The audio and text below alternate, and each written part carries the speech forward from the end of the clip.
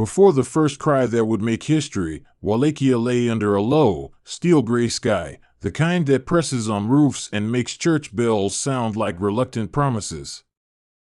The year was uncertain to the chroniclers, who would later argue over dates and motives, but the place was clear, a world of wooden palisades, smoky hearths, and a countryside that knew both harvest and raid. Into that weathered landscape, a child was born whose name would travel beyond borders and centuries, carving itself into memory like a blade into wood. Even in the hush of infancy, the air felt as if fate were already sharpening around him. Before he even took his first breath, fate was already moving. Subscribe and share in the comments what hit you harder, the storm around him or the power growing inside him. The family that welcomed this boy did not belong to the highest pinnacles of royalty, but they were no strangers to power either. They were members of the House of Dracula, a branch of Wallachian nobility that bore a name like a warning. His father, a man named Vlad II, had once been a voivode, a military prince, and the family seat had been both a source of pride and a target for jealousy. The household rituals were strict, marked by the rhythms of Orthodox Christianity and the practical, harsh schooling of frontier life. In those first years, the boy learned the hush of strategy as much as he learned to walk. To understand his birth is to understand the map of tensions that wrapped around Wallachia like a net. The principality sat between empires. To the south, the Ottomans pushed like an ever-present tide. To the west, Hungary watched with anxious eyes. To the north and east, smaller principalities jockeyed for advantage. Trade routes bent around Carpathian ridges, and every valley and river crossing mattered as much as any coin. That geography made the voivode's life a perpetual balance of diplomacy and steel. The Draculesti name itself carried echoes that went beyond family pride. Vlad II had been known as Dracula at one point, a name with dual meanings. In the old tongue, a dragon or a member of the Order of the Dragon, sworn to defend Christendom. In darker whispers, a devil. Names were weapons in their own right, and the double edge of Dracula would hang over his son like a prophecy. People in market squares would murmur, and scribes would puzzle, trying to fit a single word into many shapes. The boy's given name, Vlad, was common, but the weight of what it would become was not. From the earliest moments, the household was a theater of alliances. Mothers exchanged gossip over samovars, priests prayed for favor, and retainers kept their own counsel. The child's mother, Knyazhna of Moldavia, brought her own lineage, carrying into the household the claims and resentments of neighboring courts. Blood in those years was a ledger as much as a bond. Marriages stitched together claims and sometimes made enemies of allies. By the time the boy could reason, he already lived with the ghost of political calculation. By the time he was a boy old enough to stand at the window of a wooden fort, he would see the world in practical terms: who carried a sword, who bowed low, who had bread.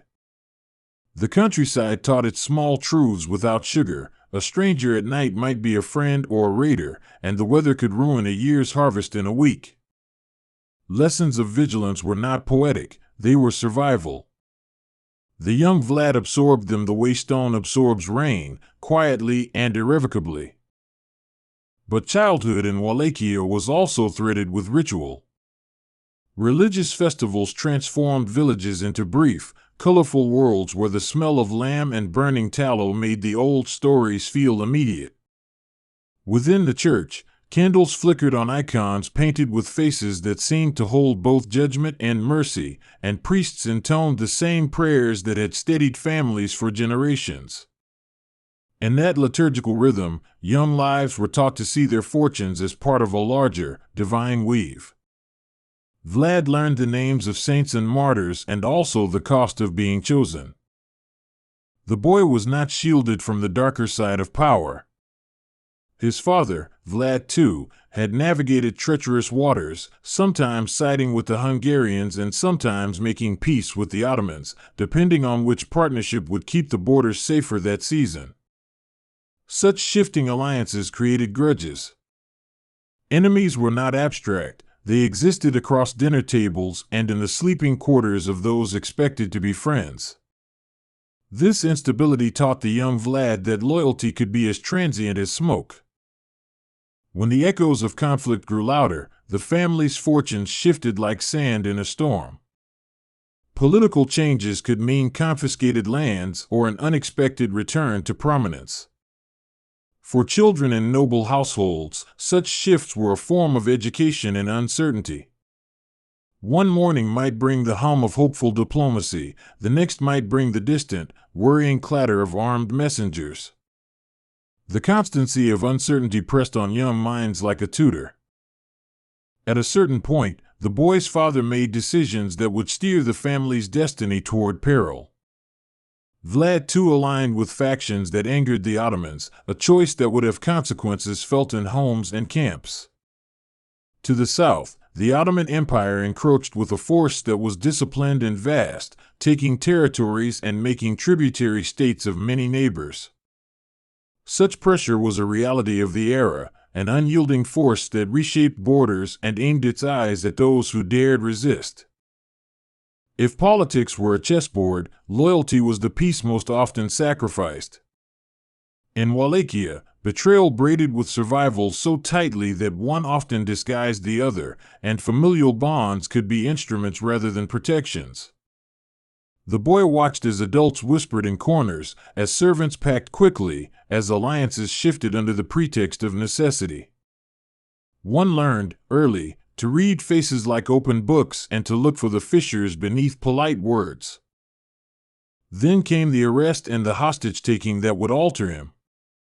When the Ottomans demanded pawns, noble sons taken to Constantinople to ensure their father's obedience, Vlad and his brother, Radu, were pulled from home and thrust into a world far colder and stranger than Wallachia. Hostage-taking was a brutal kind of education, a schooling in the power dynamics of conquest and an intimate lesson in humiliation. They were no longer children under the shelter of kin but bargaining chips in imperial hands. Constantinople was a city both dazzling and unnerving to the eyes of a boy from the Carpathians. Minarets rose like constellations, and markets were a maze of languages and goods. The palace life came with amenities but also relentless surveillance. Roads of silk led to rooms of intrigue, and to survive there required a mix of adaptability and restraint. The city taught the young Vlad more about the mechanisms of power than any tutor could. Being a hostage was a cruelly dual existence. On one hand, the boys were afforded certain comforts and were often educated in courtly etiquette and martial skills to later serve as proof of their father's submission. On the other hand, this proximity to power exposed them to the complexities of Ottoman court politics and to attempts at cultural assimilation.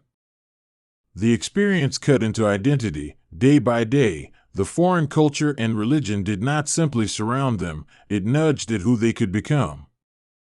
For Vlad, every lesson taken in that city would later be folded into a strategy of survival.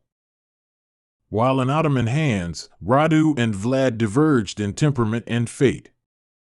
Radu adapted in a way that would lead him to favor Ottoman friendship later, a path that won him support of certain factions in Wallachia.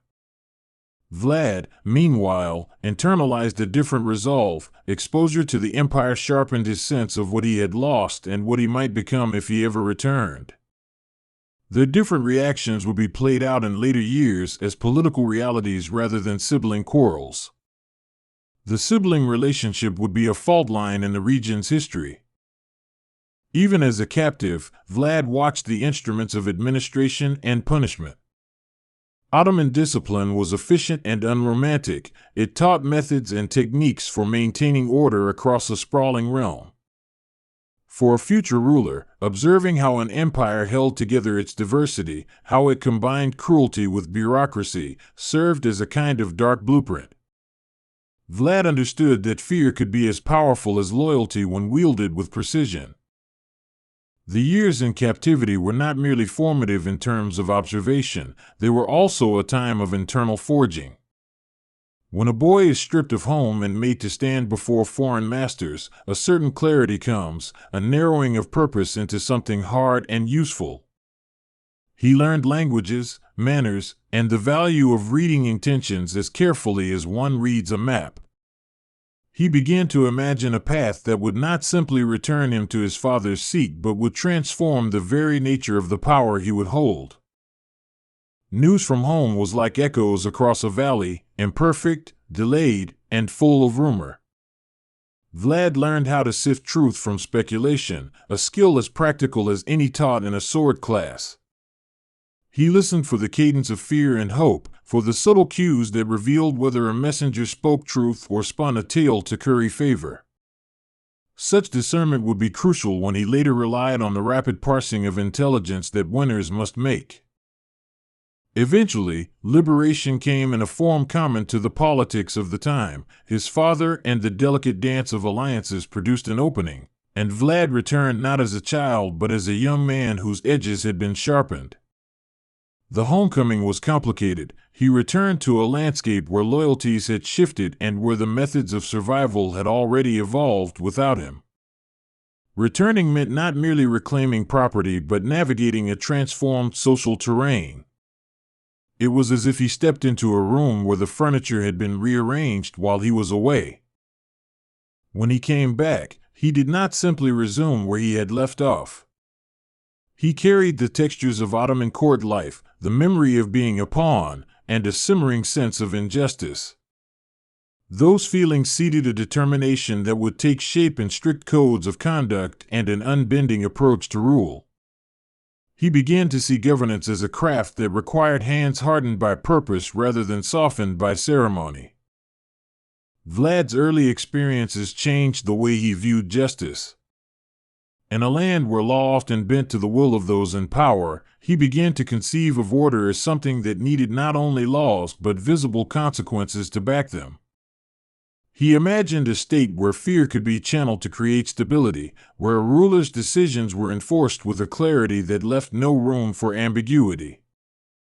This was not abstract theory, it was a practical doctrine he believed necessary to survive the ceaseless pressures of border politics. Those around him noticed the change. Loyal retainers found new expectations, and lesser nobles felt the tightening noose of discipline. Such a turn was not without resistance.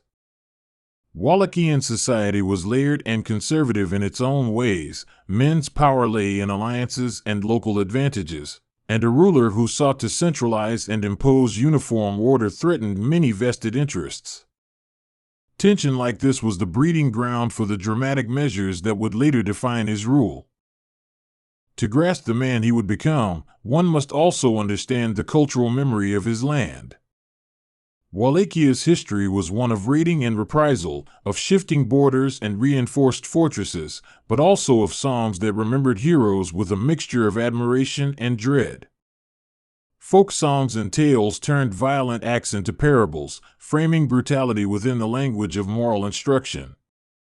The people's narratives often simplified motives into righteous or treacherous forms, but they also ensured that reputations, once made, lasted.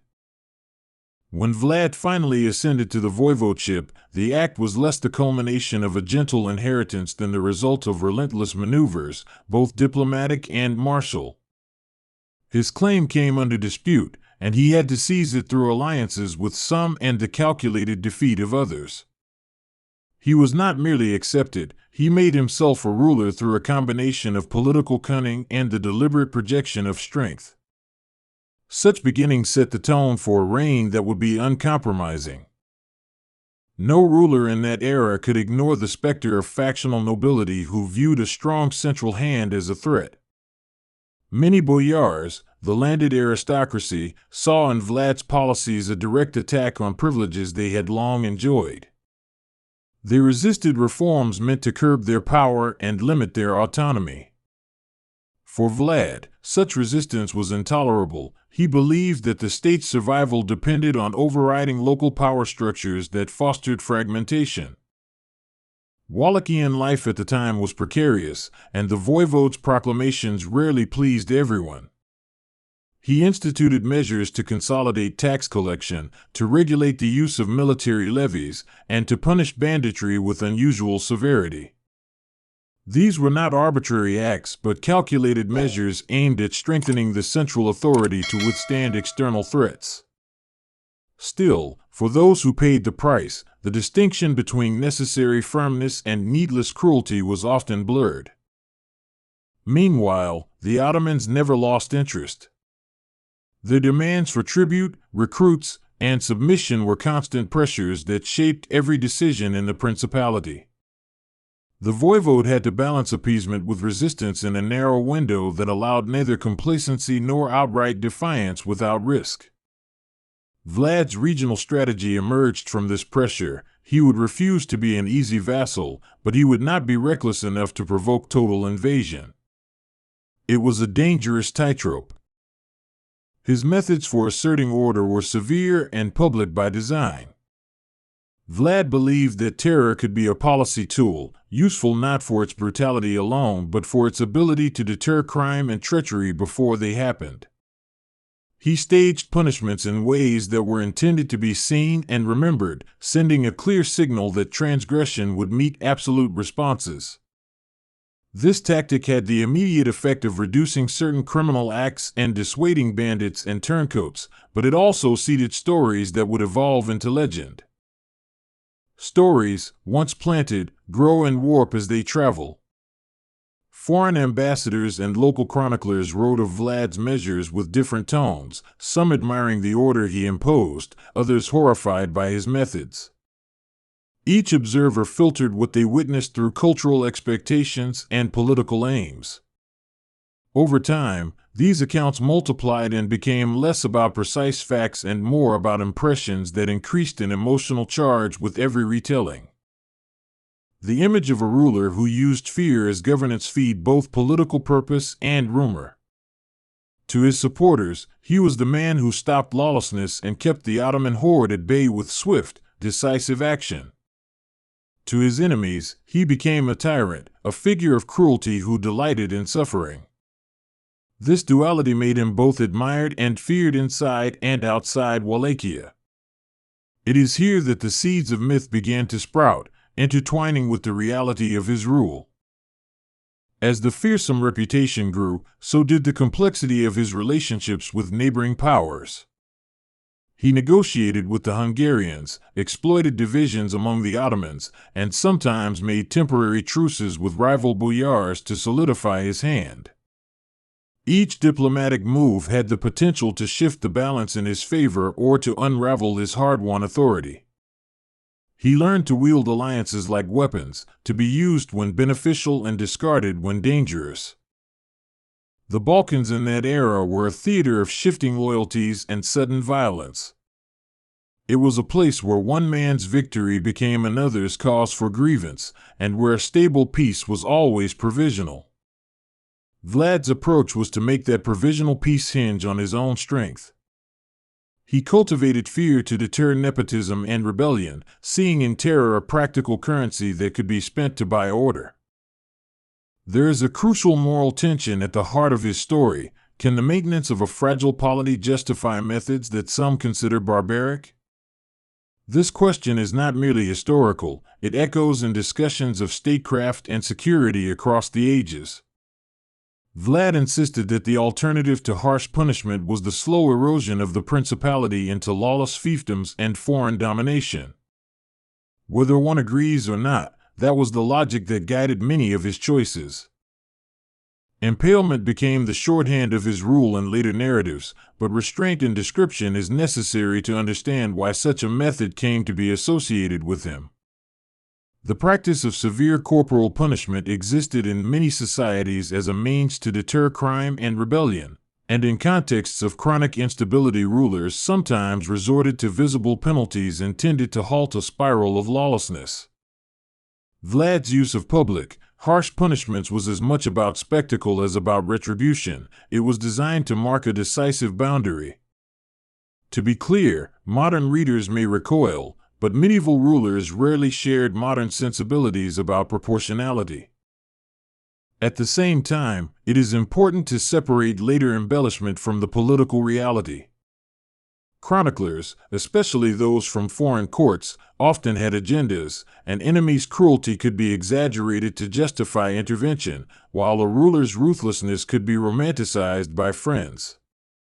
Over time, narratives amplified certain elements until the line between fact and fiction blurred. The stories that traveled toward Western Europe, for instance, were tinted by cultural fears and exotic fascination.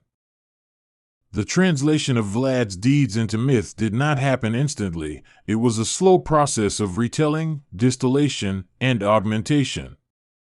Ambassadors' letters, chronicle entries, and popular songs each added different facets. Some emphasized the strategic logic of his rule, others the moral horror, and some simply repeated scandalous details because scandal sells. This narrative accretion is how a historical man transfigures into a symbol, and how maneuvers to secure a tiny principality can echo into the realms of legend.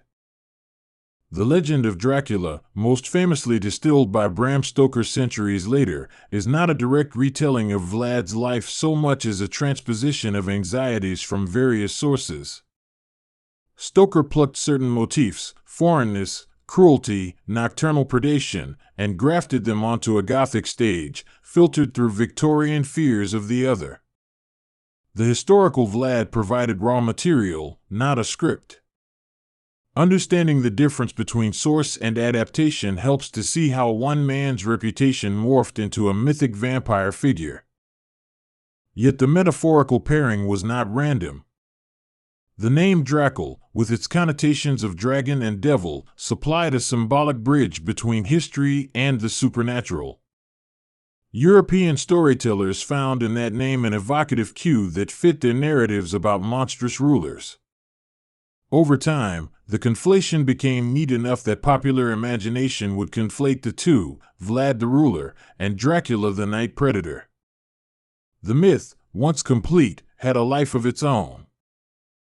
The process by which a historical figure becomes legend reveals something about culture itself. People tend to reframe dangerous realities into stories that impose moral order or satisfy emotional needs.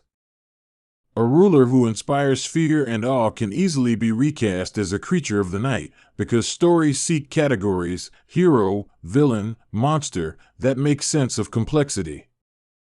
The story of Vlad's life thus stands at the intersection of political history and human storytelling impulse. But the man behind the myth remained on the ground, dealing with the immediate and prosaic task of keeping his realm intact. He rebuilt fortifications, regulated markets, and rotated garrisons. His court handled wills and disputes, marriages and feasts, tax levies, and grain storage. Sermons continued on Sundays, children still learned prayers, and peasants still sowed and harvested, all under the shadow of a ruler whose hand fell unpredictably but whose presence kept smaller horrors at bay. The day-to-day of his reign grounded the theoretical in human routine. Personal loneliness is an understated theme in the lives of those who wield hard power. Decision-making in such circumstances can be isolating, creating an internal world where trust is rare and advice is suspect. For a ruler like Vlad, whose methods enforced strict separation from opponents, solitude was likely part of how he maintained discipline.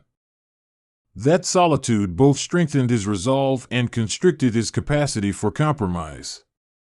It is a haunting, human dimension within the larger political tableau. Humanizing details are essential to avoid turning history into caricature. Contemporary accounts hint at moments of tenderness and humor mixed among the severity, court banquets where gestures relieved tension, letters where family concerns peeked through, and occasional acts of charity registered in the church records. Vlad was not a one-dimensional figure. Even men known for sternness have moments that contradict the broader pattern. These glimpses keep his portrait complex. The international dimension of his reign expanded as European powers debated and plotted in their own spheres, often unaware that decisions made in distant courts would have ripple effects in Vlad's principality. Letters traveled slowly, and miscommunication could produce disaster. One official's misreading of a treaty, or one aristocrat's suspicion of betrayal, could spark a feud that would become a military campaign. This interdependence of distant decisions and local consequences made ruling a single principality a dangerous enterprise.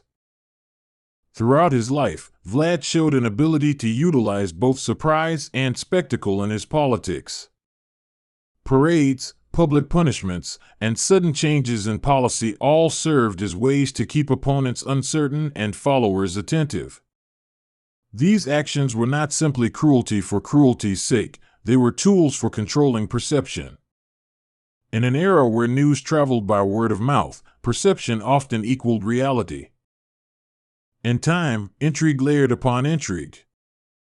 Rival nobles plotted in taverns and monasteries, foreign agents whispered promises in midnight corridors, and the Ottoman court played strategies of its own. The state of constant negotiation exhausted resources and patience alike. The voivode's policy of sternness met with its own set of diminishing returns. Fear keeps order only up to a point before it breeds resistance. History shows how tight that limit can be, and how easily a ruler can misjudge the threshold. Vlad's reputation, meanwhile, spread beyond him in complex ways. Descendants and claimants would invoke his name for legitimacy, enemies would brandish it as a warning. For local populations, the memory of his reign oscillated between relief and trauma, depending on which generation one asked. The way memory solidified into tradition is as fascinating as the events themselves. Memory is selective and often in the service of present needs. Religious institutions played a role in framing his legacy as well. Churches wrote chronicles that sometimes praised order and at other times lamented brutality. Monastic scribes were not immune to politics. Monasteries had their own property and interests, and their writings reflected more than simple piety. The way religious voices recorded or omitted events shaped what future historians would find. Faith and power intermingled, each influencing how stories of the past were preserved. The archival record itself is patchy and partisan. Some documents were deliberately destroyed, others lost to damp and fire, and many more survive only in translations that introduced errors. Historians therefore approach Vlad's life as a mosaic assembled from scattered shards, each shard reflecting a different light. The truth is thus discovered by comparing sources, noting contradictions, and acknowledging that certainty can be elusive. This method of careful reconstruction prevents the temptation of easy conclusions. Across the centuries, artists and storytellers discovered in Vlad a figure who could embody many themes: the dangers of absolutism, the fine line between order and cruelty, and the way fear can be institutionalized. Paintings made him monstrous-eyed, plays made him menacingly eloquent, and novels recast him in modern psychologies. Each medium translated his historical actions into symbolic motifs that fit their era's anxieties. The man and the myth thus continued to cross-pollinate. Language shaped perceptions in another way. The word Dracula in Slavic tongues and its connotations morphed as translations shifted nuances. To Romanian peasants it might be a family name, to Western ears it became an emblem of Gothic dread. Language carries cultural freight, and as Vlad's name moved between tongues, it picked up the marks of each culture that encountered it. Thus, nomenclature itself played a key role in transforming history into legend. The political utility of myth cannot be underestimated. Later rulers in the region invoked Vlad's memory for disparate purposes, as an example of fierce independence or as a cautionary tale of brutality. Political actors harnessed the past to legitimize present policies, and Vlad's polarizing legacy provided ample material. The past thus became a tool in the hands of contemporary strategists, who wielded it according to their immediate goals. For local communities, the stories about him became part of a moral toolbox, used to warn children and instruct citizens in acceptable conduct. Tales of his severity served as cautionary narratives that reinforced obedience in a harsh world. Folk wisdom often trades in extremes, and Vlad's image fit neatly into such teaching stories. Yet these stories also ensured that his memory remained alive at the level of everyday speech. The global fascination with Vlad's story also reflects broader human curiosity about extremes, about what drives a man to administer fear and what a society tolerates in its name. People are drawn to the edges of behavior because those edges clarify categories: hero or villain, protector or tyrant. The historical Vlad sits on that edge, and our fascination says more about our own preoccupations than about him alone. History becomes a mirror in which societies see their anxieties refracted. To explore the birth and rise of Vlad the Impaler is therefore to trace the braided strands of geography, family, culture, and raw political necessity. It is to examine how a child, born into a precarious frontier, could become a ruler who believed in the forcible imposition of order. The forces that shaped him were not only external but also internal, the mingling of humiliation, ambition, and a profound sense of duty to keep a fragile polity alive. Those forces explain but do not excuse. They make his decisions understandable within a particular logic. As the years passed and his methods hardened into policy, the story of Vlad became both a cautionary tale about the perils of unyielding authority and an example of the cruel calculus that border states sometimes employ. Context matters when judging historical figures, and the pressures he faced were relentless: empires pushing in, nobles grasping for autonomy, and peasants clinging to the routines of daily survival. In that squeeze, some saw his iron hand as salvation, others as condemnation. Yet there was also the human cost to consider: the private losses that war, exile, and domestic strife inflict on intimate lives. Wives, children, friends, and retainers felt the consequences of his decisions, and their suffering adds a dimension that more abstract accounts often overlook. Grief shaped the man no less than politics did, and those personal wounds fed into the larger narrative of a life marked by uncompromising choices. Even amid severity, moments of cultural patronage and personal interest appeared. Vlad supported monasteries and churches at times, sponsoring iconography and contributing to religious life. Such acts were both genuine expressions of faith and strategic gestures to solidify legitimacy. Patronage thus functioned as another instrument in his toolkit, one that combined piety, politics, and public relations. His story also reveals how technological and logistical factors influenced history. The fortifications he built, the roads he maintained, and the storehouses he established mattered as much as the threats they were meant to withstand. Control of terrain and supply lines was not merely military doctrine, it was a way to assert sovereignty day by day. In that sense, Vlad's priorities reflected practical concerns not often celebrated in myths. As time turned centuries into memory, historians sifted through the manifold accounts and tried to place each claim in a plausible framework. Revisionist histories attempted to correct sensationalized accounts, yet the sensational elements refused to disappear entirely. The interplay between revision and resonance is ongoing. Each new generation reinterprets the past through contemporary lenses. This continuous re-examination keeps the story alive and relevant. Vlad's life also prompts reflection on moral navigation in extreme circumstances. When the survival of a community seems to require ruthless measures, debates arise about ends and means. Philosophers and statesmen have grappled with similar dilemmas, and Vlad's example occupies a contentious niche among those debates.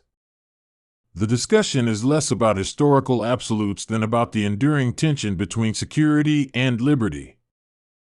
Interestingly, the legacy of his name also functions as a cultural export.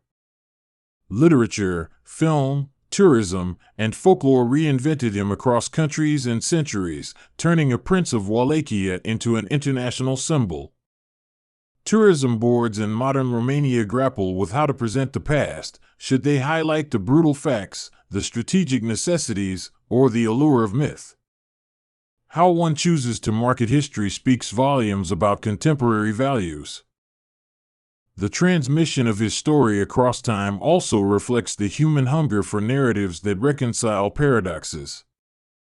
We want villains explained and heroes humanized, and figures like Vlad offer both possibilities.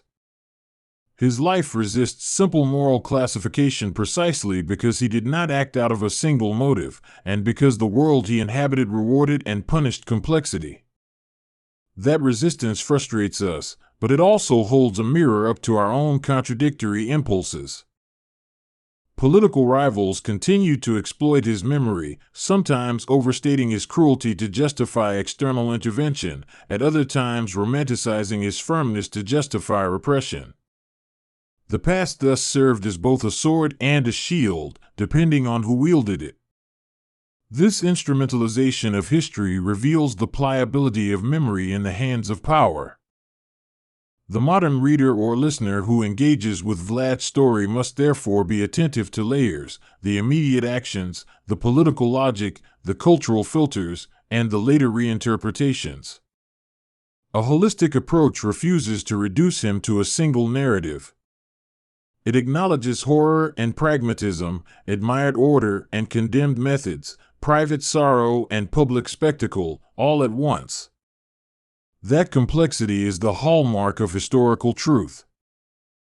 As nights grew long and the landscape of Wallachia shifted through seasons and turmoils, the figure of Vlad remained a presence in local memory, a shape that adapted to successive generations and new anxieties.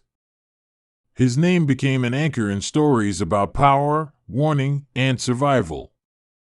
The continued retelling of his life shows how narratives of difficult rulers function as ongoing conversations about governance and moral boundaries. To dwell on his birth and rise is also to reflect on the fragility of small states in the shadow of empires. Wallachia's vulnerability was a defining force in the lives of its rulers and people. Their strategies, sometimes cruel by our standards, were responses to existential threats that required immediate and tangible remedies. Understanding this context is crucial to any judgment of the man who tried to hold the principality together. Across the centuries, storytellers and scholars have debated whether his severe methods produced long-term stability or simply postponed inevitable conflicts. The answer, as with many historical questions, is complex. He may have enforced a brittle order that crumbled after his death, or he may have created a legacy of centralized authority that influenced successors. Both interpretations carry grains of truth, and both illuminate different facets of statecraft. If one listens closely to the ordinary voices preserved in small records and folk tales, a nuanced portrait emerges, a leader capable of both harshness and prudence, of acts that provoked horror and measures that deterred chaos. The multiplicity of accounts suggests that he was not a monster in a vacuum nor a saint without blemish, but a human being shaped by a turbulent epoch. To accept that ambiguity is to accept the texture of history. Even today, as cameras record and newspapers dissect, the allure of the extremes that animated Vlad's life remains potent.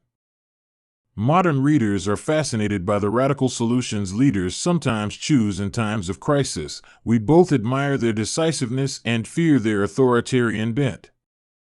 Vlad's image therefore serves as a prism through which we examine contemporary questions about power, security, and moral limits.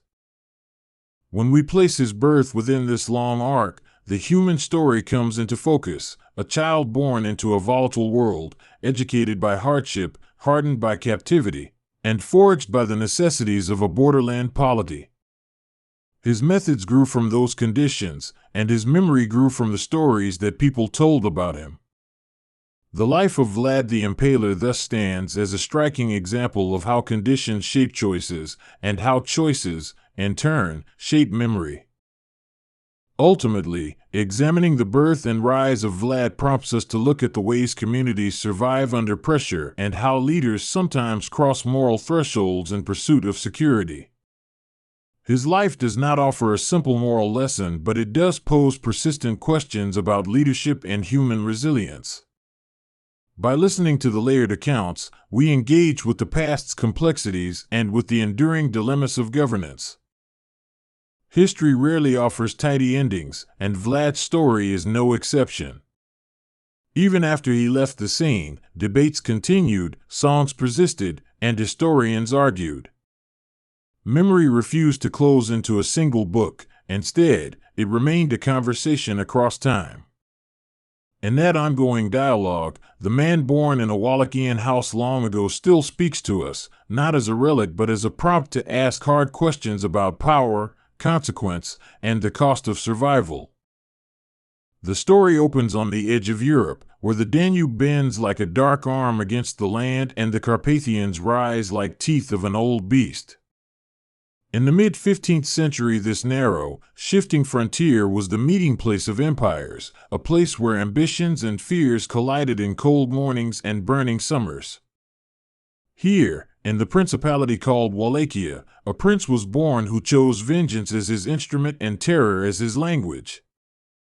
His name, in the tongues of his people, was Vlad III, Vlad the Impaler, and his war against the Ottomans would cut a new passage through history.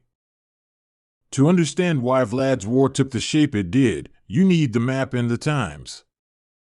The Ottoman Empire, propelled by a modernizing army and the vision of a sultan named Mehmed, had toppled Constantinople in 1453 and then leaned north and west like an advancing shadow. Wallachia lay directly in the path of that shadow, a buffer state and a prize, threaded by trade routes, river crossings, and border fortresses.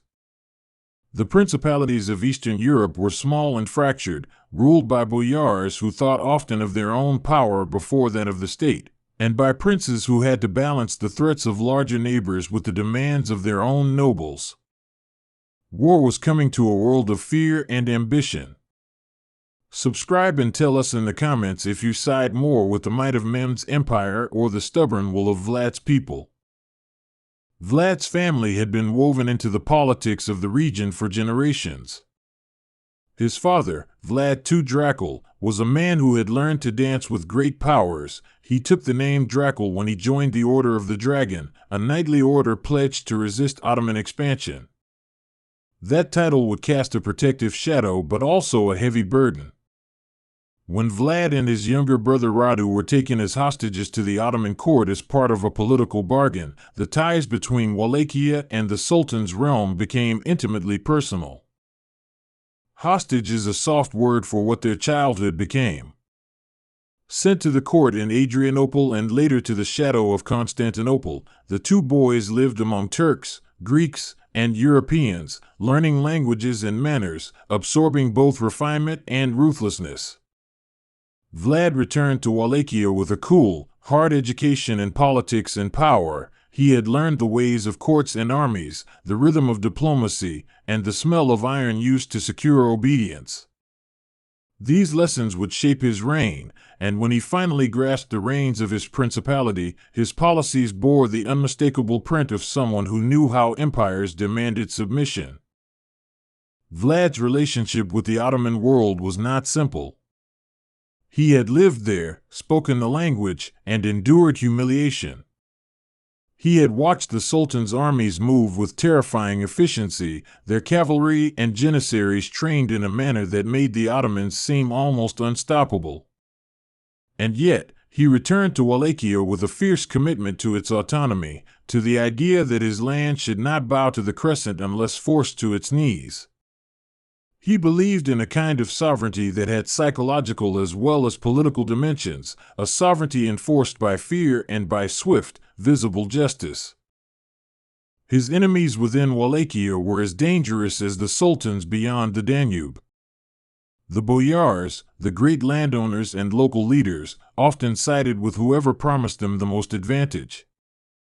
Some looked east to the Ottomans for protection, others leaned toward Hungary or simply sought to carve out independent fiefdoms. Vlad's rise to power involved a brutal cleansing of these internal threats. He executed rivals, disbanded gangs of brigands, and used punishment as theater. Impalement, the method that earned him his grim sobriquet, was not merely cruelty, it was a statement designed to reorder the social contract between ruler and ruled. When the Ottomans demanded tribute and submission, Vlad resisted with a strategy that combined military skill, guerrilla tactics, and propaganda. He refused to pay the customary amounts, stopped providing hostages, and attacked Ottoman supply lines. The Danube was a highway for imperial ambition, and Vlad sought to choke it at its shallowest points, to make the river a place of peril for invaders and a lifeline for his own plans. He launched raids into Ottoman territory, returned prisoners, and burned villages that supported the invaders, showing that Wallachia would react to aggression not with supplication but with a ferocity that sometimes seemed limitless. The policies of scorched earth and ambush have a long history in the borderlands of Europe, but Vlad applied them with an artist's precision and a butcher's thoroughness. He poisoned wells when necessary, pulled bridges and fortifications into ruin to deny their use, and spread disinformation among the enemy ranks. He knew that the Ottomans marched on supply chains as much as on soldiers. If he could make their work impossible, their grand armies would be forced to retreat. This was not the equal of armies by numbers, but it was cunning of a kind that could erode morale faster than any battle could. In 1461, a moment of sharp conflict crystallized the long-simmering tensions. Vlad, newly established on his throne after various domestic struggles, refused to submit to Sultan Mehmed II. He halted tribute payments and took aggressive measures, including an infamous massacre of Saxon merchants at the town of Targovist and further acts aimed at eliminating internal dissent. The Saxons had been important economic partners, and their resentment fed into the larger network of alliances that placed pressure on Vlad from many directions. His actions alienated potential allies and painted him, in the eyes of some, as a ruler whose methods were as uncompromising as his goals. Mehmed's reaction was methodical and planetary in scope. The Sultan marshaled the Ottoman military machine, drawing upon troops from the Balkans and Anatolia. He viewed Vlad's defiance as an affront that could embolden other Christian princes and threaten the stability of Ottoman rule in the northern Balkans. So the wheels of war were set in motion. The Sultan's army crossed the Danube in 1462 in a campaign meant to punish, to reassert authority, and to bring Wallachia into the Ottoman sphere with a clarity that left no room for ambiguity. What followed was less a single-pitched battle than a campaign of attrition, subterfuge, and psychological warfare. Vlad did not face the Ottomans on a large open field, preferring instead to strike at night, to ambush small detachments, and to cut lines of communication. He used the thorny waters and insidious forests of his land to break up the Sultan's columns, taking advantage of terrain that the Ottoman cavalry could not easily dominate. Vlad's forces were smaller, but they were nimble, mobile, and deeply familiar with every marsh and ridge of Wallachia. One episode from this campaign became legendary, the night attack on the Ottoman camp near Targovist. In the darkness, with torches and flares and the eerie cries of animals, Vlad and his men slipped into the enemy's midst. The intent was not merely to inflict casualties but to terrorize the invaders, to show them that the land itself resisted their presence. The sudden noise of a raid in a sleeping camp can shave away confidence. The psychological effect of knowing that your lines can be crossed at night is profound. Vlad's strike single-handedly unsettled the Ottoman officers and sowed confusion that day and night. The Ottoman army was vast and disciplined, but it was not immune to panic. Supply convoys were harried, soldiers were cut off, and a creeping sense of dread spread among the ranks. Tales were told of trenches filled with impaled bodies, of roads lined with severed heads, and of villages razed and salted.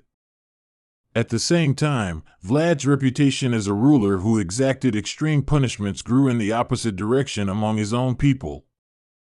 He cultivated an image of inflexible justice. Thieves would be impaled, corrupt officials would be publicly shamed, and lawbreakers would be spelled into stories that parents used as warnings to children. Vlad knew that fear could be a tool as much as any sword, and he used it in diplomatic contexts too. When foreign envoys or merchants came to his court, they witnessed rituals of punishment and displays of authority that reduced the risk of collusion with the Ottomans.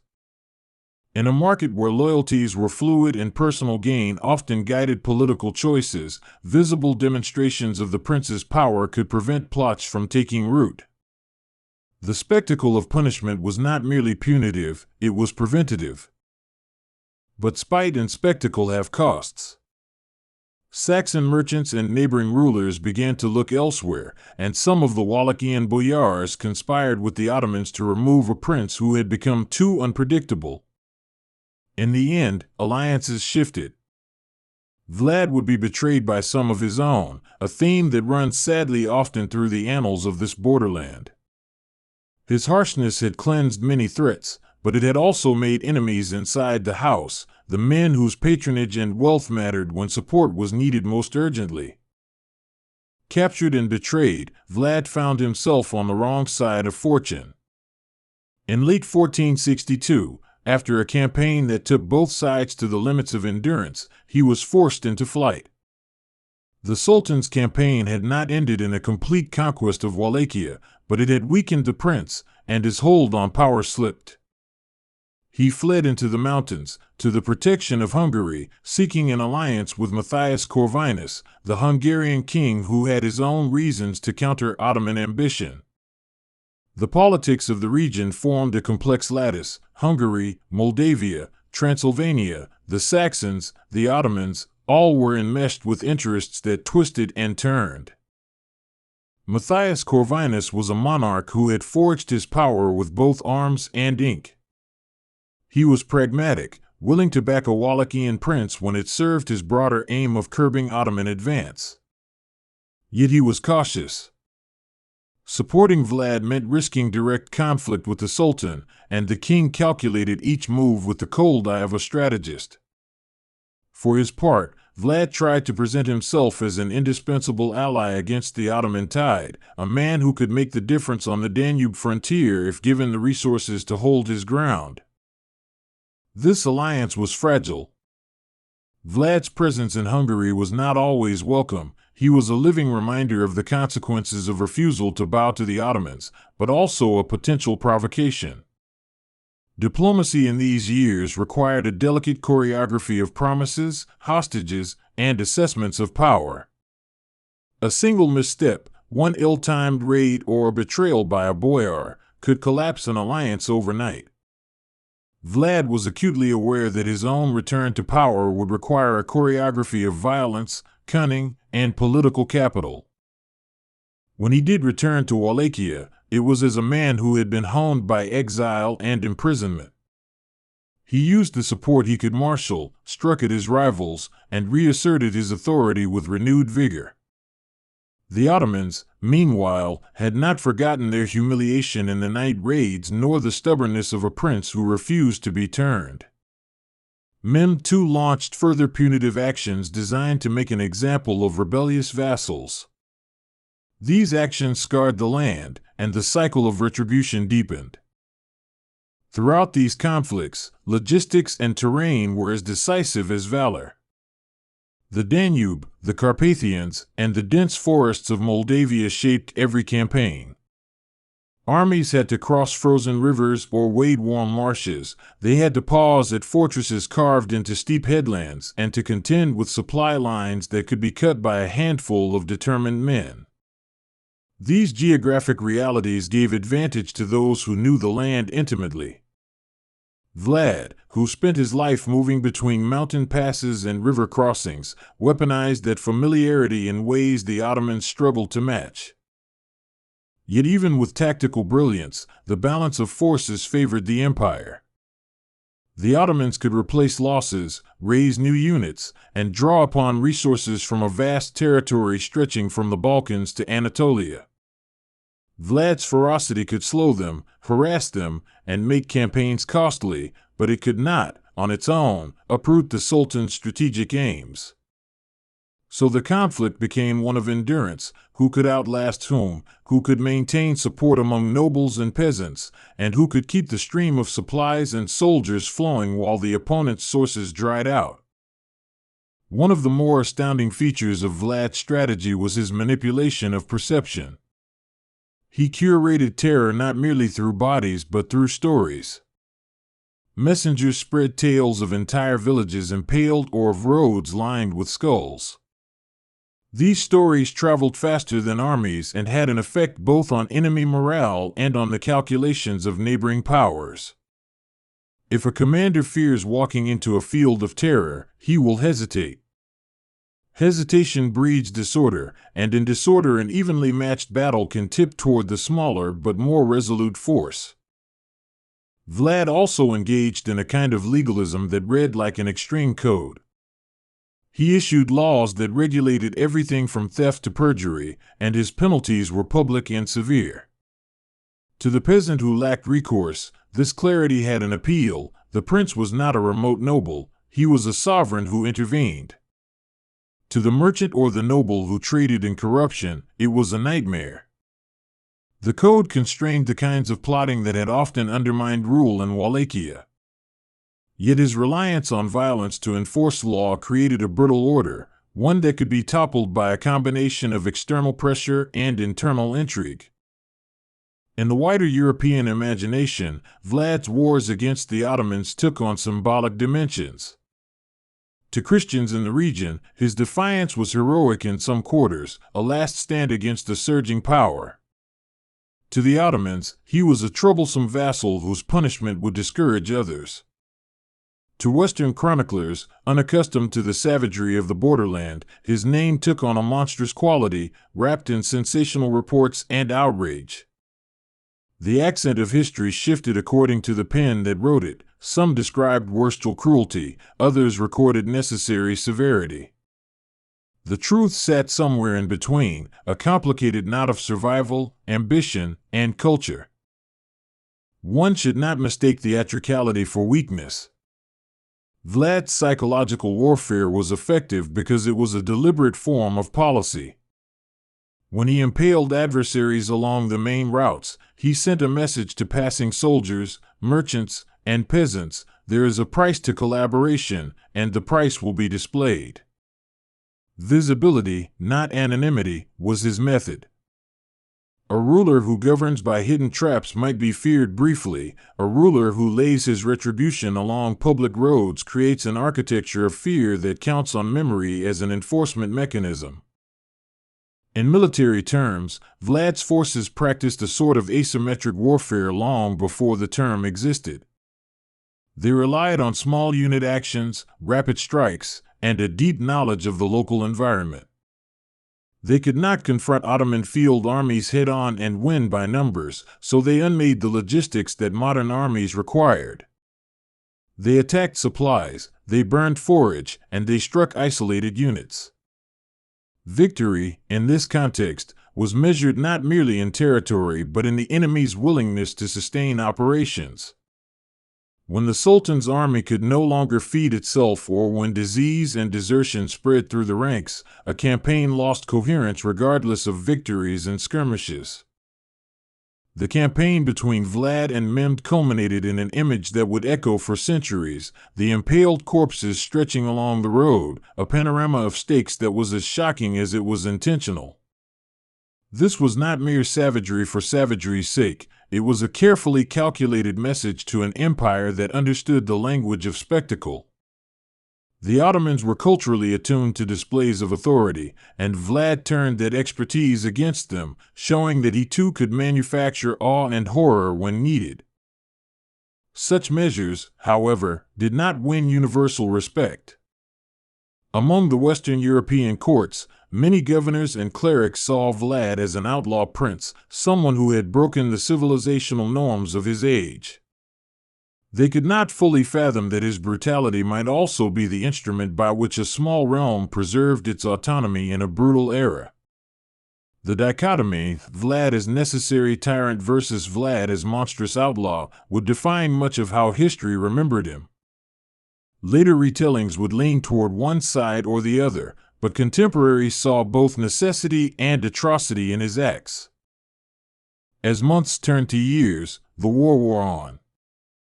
Vlad lost men and resources, but he also maintained a resilient core of followers. His methods kept the Ottomans off balance and kept neighboring powers cautious. He traded territory for time, and time is a currency in war that can favor the smaller, more local actor. He also understood the value of reputation. A leader who could command respect and fear at once could deter plots before they began. This reputation was his heavy armor when his actual forces were stretched thin. Yet the long war drained the fabric of Wallachia.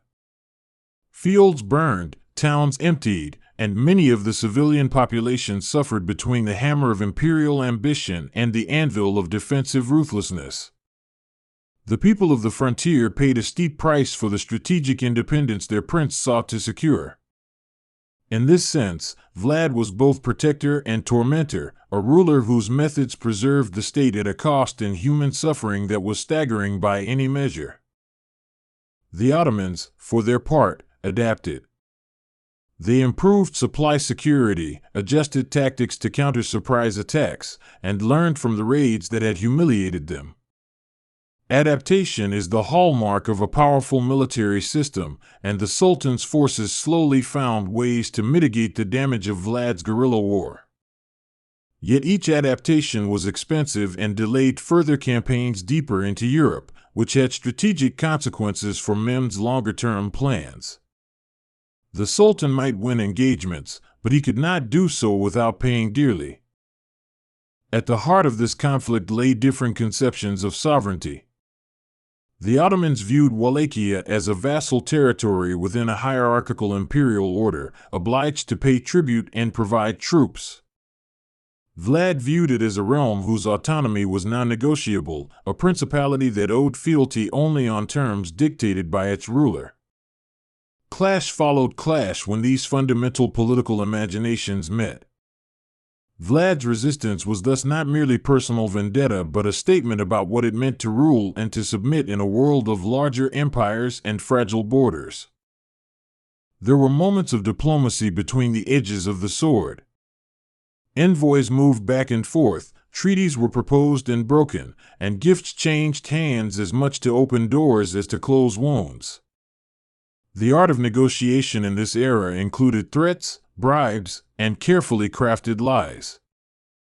Vlad sometimes used negotiation as a stalling tactic, buying time for military preparations or calculating whether an ally would lend support. The interplay of words and weapons was constant. Often peace was merely an interlude between campaigns. Behind these political maneuvers lay the human textures of winter nights in fortified towns and summer days on dusty roads. Soldiers returned from battle to plow after the harvest or to find that their homes had been pillaged. Merchants calculated whether to risk passing through various passes. Priests tended to the spiritual needs of communities that were war-weary and frightened.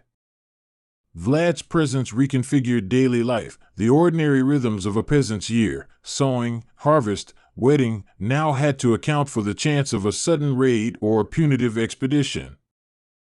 When news of a sultan's plan filtered through, villagers fortified houses and removed livestock to safe areas. In markets, traders haggled over fortification work and the cost of grain soared when armies approached. The siege mentality shaped not just the soldiers but the entire society. The way people spoke at dinner tables, the names whispered in prayer, and the songs sung in the night changed because the empire's shadow was felt in their fields. This social transformation was part of the cost of a border war. People adapted, and those adaptations redefined their identity. Vlad's enemies were not only Ottomans, they were the ideological currents sweeping through Europe. The papacy, the Hungarian kings, the Byzantine successors, each had their own agenda. Some saw in Vlad a bulwark against Islam, a Christian hero who could be supported if only he were less gruesome. Others considered him too unpredictable to back. The great powers evaluated him not only on his military skill but on his capacity to be a reliable ally. The strain of trustworthiness affected how treaties were drafted and how much support he could secure for campaigns. The Ottoman military campaigns sometimes mirrored the rhythms of seasonal cycles. Armies moved in the spring and fall, halting in winter months, building encampments and stockpiling supplies when the weather permitted. Vlad used these cycles to his advantage, launching sudden attacks in the warm months when movement was easier and retreating into the forests in winter when an invading army could not sustain itself. This temporal knowledge of war was as critical as spatial familiarity with the land. Timing could turn the tide in a campaign where outright superiority in numbers was lacking. As the war extended, the human stories multiplied. Soldiers wrote letters, some of which have been lost to time, and tales of bravery and cowardice spread through taverns and monasteries. There were moments of compassion, when wounded men were tended by strangers, and moments of betrayal, when a companion turned his blade to another's back for a few coins. These small acts of humanity and inhumanity wove themselves into the larger tapestry of the war, reminding us that history is always a mosaic of individual choices as much as it is the outcome of grand strategies. Vlad's reputation spread beyond the battlefield into the realm of legend. Stories of his deeds traveled across continents. Merchants told of roads lined with the bodies of thieves, clerics whispered of divine justice worked through him, and enemies portrayed him as a deviant tyrant. The narratives of his life were subject to the biases of those who told them, yet the central truth remained. Vlad reshaped the frontier by making cruelty into policy and by turning terror into an instrument of statecraft. The Ottoman chroniclers, for their part, did not ignore the psychological twist of Vlad's methods. They recorded the difficulties of their campaigns and the fears of their soldiers. The Sultan's men had to confront not only an enemy in arms but also a homegrown mythology of dread that seemed to grow overnight. In the minds of some, the border was haunted, not by ghosts but by the freshly staked corpses whose faces were visible from a great distance. That image lodged in the military psyche and affected the willingness of troops to press forward. There were personal costs as well. Vlad's life was marked by betrayals that cut him more deeply than enemy spears. Friends turned because of fear or greed. Brothers and cousins were sometimes the ones who plotted against him. These betrayals were not exceptions but a recurring element in the world of princely politics. The precariousness of trust in such an environment hardened Vlad, creating a ruler who trusted few and punished many. It was a self-reinforcing cycle. Cruelty bred fear, fear bred betrayal, betrayal bred more cruelty. The line between political necessity and monstrosity blurred in the retelling of these events. Some historians have argued that Vlad's brutality must be understood in context, that in a savage era, rulers often resorted to extreme measures to maintain order. Others believe that his acts exceeded the norms of even his violent age. The truth likely sits between extremes. Vlad's methods were extreme, but they were also an integrated part of a deliberate strategy to create order through terror and to defend a small state against conquest. As campaigns ground on, Vlad sometimes found it necessary to reach compromises, to accept nominal vassalage when the strategic situation required it, and to withdraw that acceptance when opportunities allowed. The fluidity of allegiance in this era made consistent policy difficult, but it also provided openings. A clever prince could use the shifting loyalties to his advantage, playing larger powers against each other and extracting concessions. Vlad, shrewd in his way, sometimes acted as a broker of conflicts, using his position to gather resources and to sustain his resistance. The war against the Ottomans also involved naval and riverine operations. Control of the Danube crossings and of small ports mattered immensely. Ottoman galleys patrolled the river and occasionally raided the shores.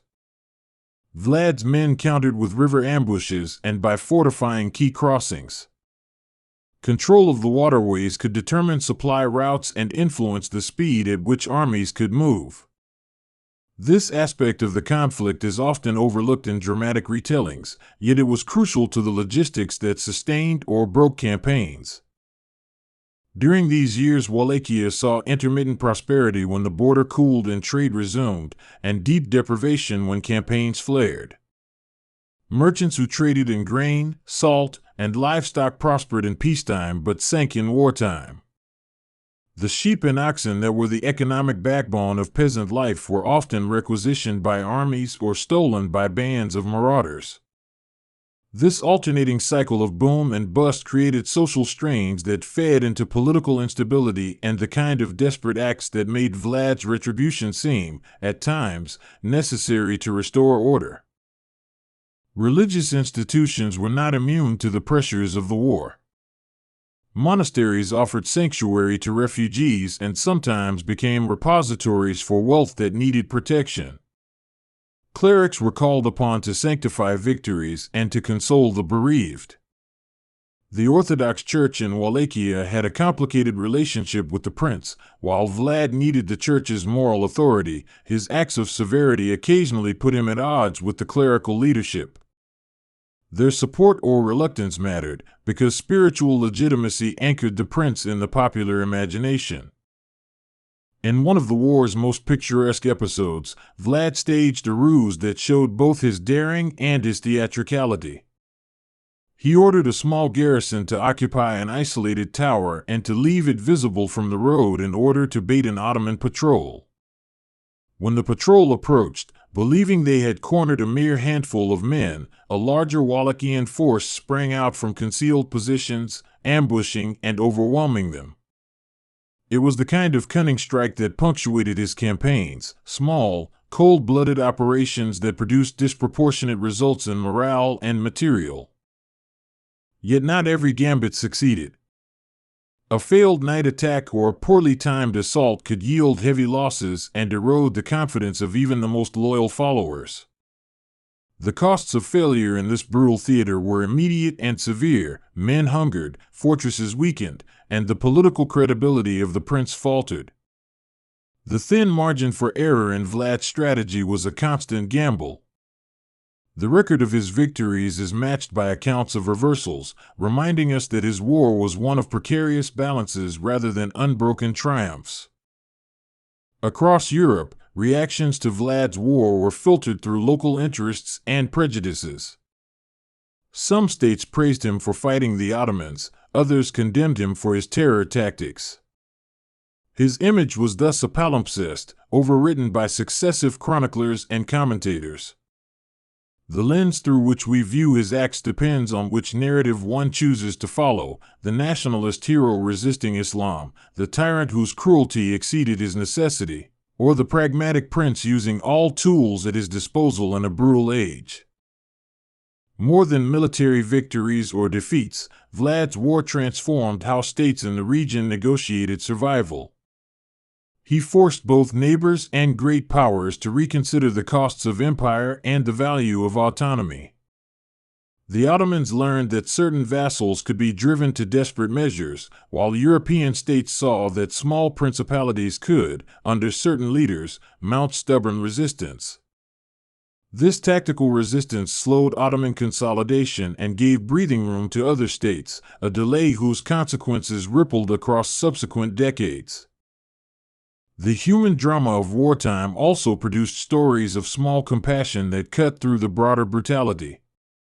There were instances where Vlad spared individuals who interceded on behalf of others, where a captive soldier was returned because of a plea from a local priest, or where a small village was left intact in exchange for fealty.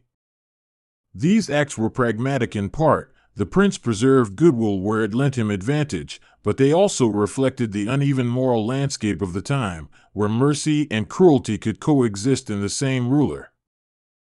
Perhaps the most important legacy of Vlad's war against the Ottomans was psychological. He demonstrated that a resolute, ruthless ruler could slow a larger empire by turning local geography and human terror into effective policy. For the Ottomans, the lesson was painful but instructive. Raw power had limits, and local insurgency could be more destabilizing than frontal resistance. For small states across Europe, Vlad's example suggested both the demands and the possibilities of autonomy when the cost of submission was intolerable. Yet his end would be as violent and uncertain as his life. Returning again and again to the throne, negotiating, fighting, and losing, Vlad eventually fell in battle in 1476 under circumstances that remain debated and mythologized. Some accounts claim he died on the field, others that he was assassinated by foes. His body was buried, some say, in a monastery that he had patronized. Regardless of the exact details, his death ended a life of ceaseless conflict, leaving behind both a reinvigorated Wallachia and a reputation as dark as the forests in which he fought. The shadow of his actions stretched into literature and legend. Bram Stoker, writing centuries later, drew upon the name Dracula and upon rumors of cruelty to craft one of Gothic fiction's most enduring monsters. The real Vlad became entangled with the fictional count in popular imagination, and the monstrous attributes of the fictional vampire were often projected back onto the historical prince. But the truth beneath the legend is more complicated. Vlad was not a supernatural creature but a man of his age, whose choices reveal the seams of 15th-century statecraft and the terrible arithmetic of survival on a contested frontier. Historians continue to debate Vlad as if each argument could cleanse the past of its stains. Archives in different languages, Turkish, Romanian, Latin, Hungarian, preserve fragments of the story, sometimes contradictory and always partial. These documents reveal a man who was adaptive and merciless, brilliant at local strategy and sometimes reckless at diplomacy. They also reveal how history is made from fragments, each piece colored by the observer who recorded it. If we attend to the material evidence of his campaigns, the ruined fortresses, the accounts of lost harvests, and the ruins of villages, we find a landscape indelibly shaped by war. The region's demographic and economic patterns shifted because of sustained conflict, with some areas depopulated and others taking generations to recover. The cultural memory of these years endures in local lore, in the names of places and in songs and prayers passed down across generations. Vlad's war did not merely rearrange political borders, it altered the daily lives and long-term trajectories of the people who lived in those borderlands. Approaching his story as a narrative about vengeance clarifies certain choices he made. He chose strategies that maximized psychological impact because he knew that the Ottomans operated on a logic of reputation and deterrence. A sultan who feared the humiliation of a vassal on the borders risked losing prestige elsewhere. Vlad exploited that concern, making the cost of subjugation visible in the most horrific ways. Vengeance, then, was both personal and political, a mechanism to compel respect and to deter further aggression. In considering moral evaluations of Vlad, we encounter a perennial difficulty: how to judge actions taken within a brutal system by the standards of a different age.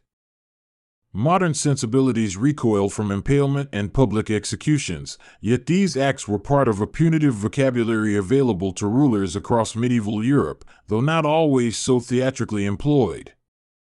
To dismiss Vlad as merely monstrous is to ignore the strategic context that made such severity, however repugnant, comprehensible to those who lived through the time. At the same time, to romanticize him as a heroic defender of Christendom is to gloss over the suffering his policies inflicted on his own people and on neutral parties like merchants and pilgrims. The moral ambivalence in Vlad's story is instructive because it forces us to confront the complex calculus of governance where security and brutality can be braided together. Few historical figures are so starkly emblematic of that braid as Vlad the Impaler. As the Ottoman Empire pressed onward in other directions, and as European politics reconfigured over subsequent centuries, the immediate urgency of the Wallachian frontier changed. But the imprint of Vlad's wars lingered. Local rulers learned from his methods, some adopting the doctrine of public punishment to enforce order, others rejecting it with equal fervor. The interplay of terror and governance remained a motif in borderlands across Europe and beyond, where sovereignty was a matter of both force and theater. The story of the Prince of Vengeance does not end neatly with his death. It continues through the ways people remember their past, the monuments they erect, and the cautionary tales told to children. It lives in the study of military historians who track how small states resist large empires, and political theorists who debate the ethics of state violence, and in artists who find in his life a tragic substance for literature and film. Vlad's war against the Ottomans thus refracts through time, endlessly reinterpreted and reimagined. Traveling through the lands where Vlad fought even today, one feels the layeredness of history. Fortified ruins stand against a horizon of wheat fields, churches survive with repairs from centuries past, local festivals remember victories without always recounting the dark means by which they were secured. The living landscape is both testament and memory, a palimpsest where the traces of war remain etched in stones, and place names, and in the collective consciousness of communities shaped by centuries of conflict.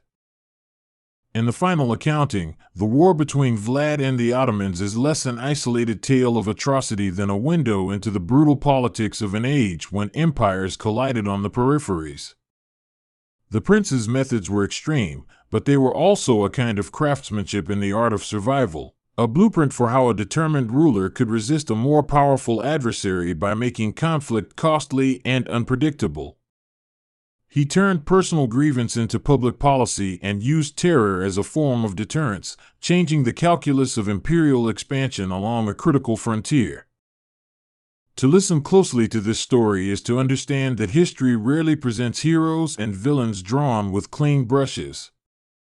Instead, it offers people who acted in contexts of danger and scarcity, making choices that reverberate across generations. Vlad the Impaler's war against the Ottomans is a portrait of such choices writ large, the desperate courage of a small state, the cold calculus of imperial ambition, and the grim strategies that can preserve sovereignty while staining the conscience. Even as the centuries darken and the names of sultans and princes fade, the human truths of this story endure. Power demands decisions. Decisions have consequences. When a leader uses terror to hold a realm together, that realm may survive the immediate danger but at a cost that echoes in the lives of those who live under the shadow of his rule. Vlad's war against the Ottomans offers a lesson about the limits of mercy and the perils of brutality as statecraft, a lesson that continues to speak across time about the nature of sovereignty, violence, and the human cost of conflict. And so the tale moves on, not as a completed moral, but as a living history. Scholars debate the numbers and re-examine archives, artists retell the story for new audiences, and local guides take visitors to the old battle sites, reminding them that the past is never wholly past. The Prince of Vengeance remains an object of fascination precisely because he forces a confrontation with uncomfortable truths. Sometimes leaders negotiate their survival by choosing terror, and sometimes nations pay with more than just territory. The landscape of Eastern Europe remembers both the courage and the cruelty, and in that remembrance the war against the Ottomans remains alive.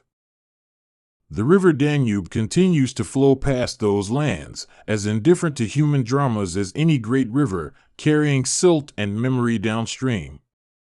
It passes the old crossing points and the ruins of fortresses, moving on in seasons of ice and melt. If you stand on its bank and listen to the water, You can imagine the march of armies and the hush of sudden night attacks, the clink of spears and the hush of terrified towns. The river is a witness, but it tells no lies. It simply carries onward the echoes of the past into the present. In the end, Vlad the Impaler's war against the Ottomans is a study in extremes, of sovereignty asserted through atrocity, of resistance waged with cunning and cruelty alike, of a small state's capacity to impose costs on a far larger empire. It is a story that refuses to be simplified, a narrative of survival built on terror, of leadership that saved a realm at the price of its own soul. And because it resists easy moral closure, it continues to draw our attention, to make us ask difficult questions about power, justice, and the true cost of resisting domination. When historians sift through the ruins and translated documents, they find not only lists of battles and names of commanders, but the human texture of the time, letters of merchants pleading for safe passage, monastic chronicles describing the suffering of peasants, administrative logs about food requisitions. These artifacts fill out the outline of the war, reminding us that history is made up of human choices and that each choice has consequences that ripple outward. In Vlad's case, those ripples were waves that struck many shores. Beyond the strategic and the brutal, there are quieter stories, village elders whose tales passed down warnings to children, mothers who prayed for the safety of sons conscripted into hastily raised levies, craftsmen who worked feverishly to repair spiked defenses and palisades after a raid. The labor of daily survival under the threat of invasion and the discipline of defense created a shared memory, a collective resilience that outlasted any single prince. That endurance was as much a part of the war as any particular battlefield. Vlad's life and campaigns also forced neighboring powers to reconsider alliances. The Hungarian crown, the Transylvanian Saxons, and the Moldavian princes all recalculated their positions in light of his ferocity. Some sought to use him as a buffer, others feared the contagion of his methods should they spread to their own territories. States craft alliances not only from common interests but from shared fears, and Vlad's example intensified those fears. Thus diplomacy itself became a kind of weapon, wielded in letters and envoys as effectively as any saber on the field. It is worth contemplating the psychology of a ruler who used extreme punitive measures as a central pillar of governance. The constant threat of rebellion, the knowledge that a small misstep by a noble could unravel a fragile domain, and the personal experiences of humiliation at the Ottoman court likely contributed to his temperament. In many ways, Vlad's cruelty speaks to his vulnerability. The more he feared loss of control, the more violently he asserted it. Understanding that psychology does not excuse the acts, but it does help to explain them as part of a human story, one of trauma, ambition, and a profound determination to survive. Rather than viewing the war as a series of isolated events, it is fruitful to see it as a prolonged dialectic between empire and periphery, where tactics evolved on both sides. The Ottomans adapted to guerrilla resistance, Vlad adapted to large-scale imperial force. Each learning shaped the next confrontation, a feedback loop of innovation and counter-innovation that would be repeated in other borderlands across history. Those who study the conflict learn that asymmetry in warfare breeds creativity and cruelty in equal measure. Yet the war also left behind a cultural legacy that is neither wholly dark nor bright. Folk songs remembering narrow escapes, local icons that commemorated miraculous survivals, and even culinary traditions that originated in refugee kitchens hint at how communities turned trauma into routine life. Culture absorbed the shock of ongoing conflict and found ways to endure. That resilience is part of the region's heritage and a reminder that even in the depths of strife, human life persists and adapts. There is an irony in how Vlad's name became a symbol beyond his lifetime, used by poets, transformed by novelists, and exploited by later nationalists. The transformation from historical prince to Gothic archetype demonstrates how narrative can detach from fact and become a tool for various agendas. His life as a warrior against the Ottomans became a scaffold on which different authors hung new meanings about national identity, about the nature of evil, and about the memory of war. The process of myth-making added layers that sometimes obscured the historical reality but also ensured that the story would never be forgotten. Returning to the immediacy of the campaigns, one must acknowledge the role of mundane logistics, road maintenance, granary management, and the humble work of blacksmiths and wagon drivers. Armies cannot march without ironwork or supply wagons, and the labor of these ordinary people underwrote the extraordinary events of the battlefield. Vlad's ability to disrupt Ottoman logistics often depended on disrupting these mundane supports, making his war as much an attack on institutions of transport and provisioning as on soldiers themselves. The end of the conflict, as we have seen, was never settled by a single decisive act. Instead, it dissolved over time through shifting alliances, exhaustion, and the relentless work of empire. Vlad's death closed a chapter, but the questions he raised, about the balance between security and cruelty, about the rights of small states to resist larger powers, persisted. Those questions matter because they speak to the recurring dilemmas of international politics. How does a weaker state defend itself in a world dominated by stronger ones? And what methods are justified in doing so?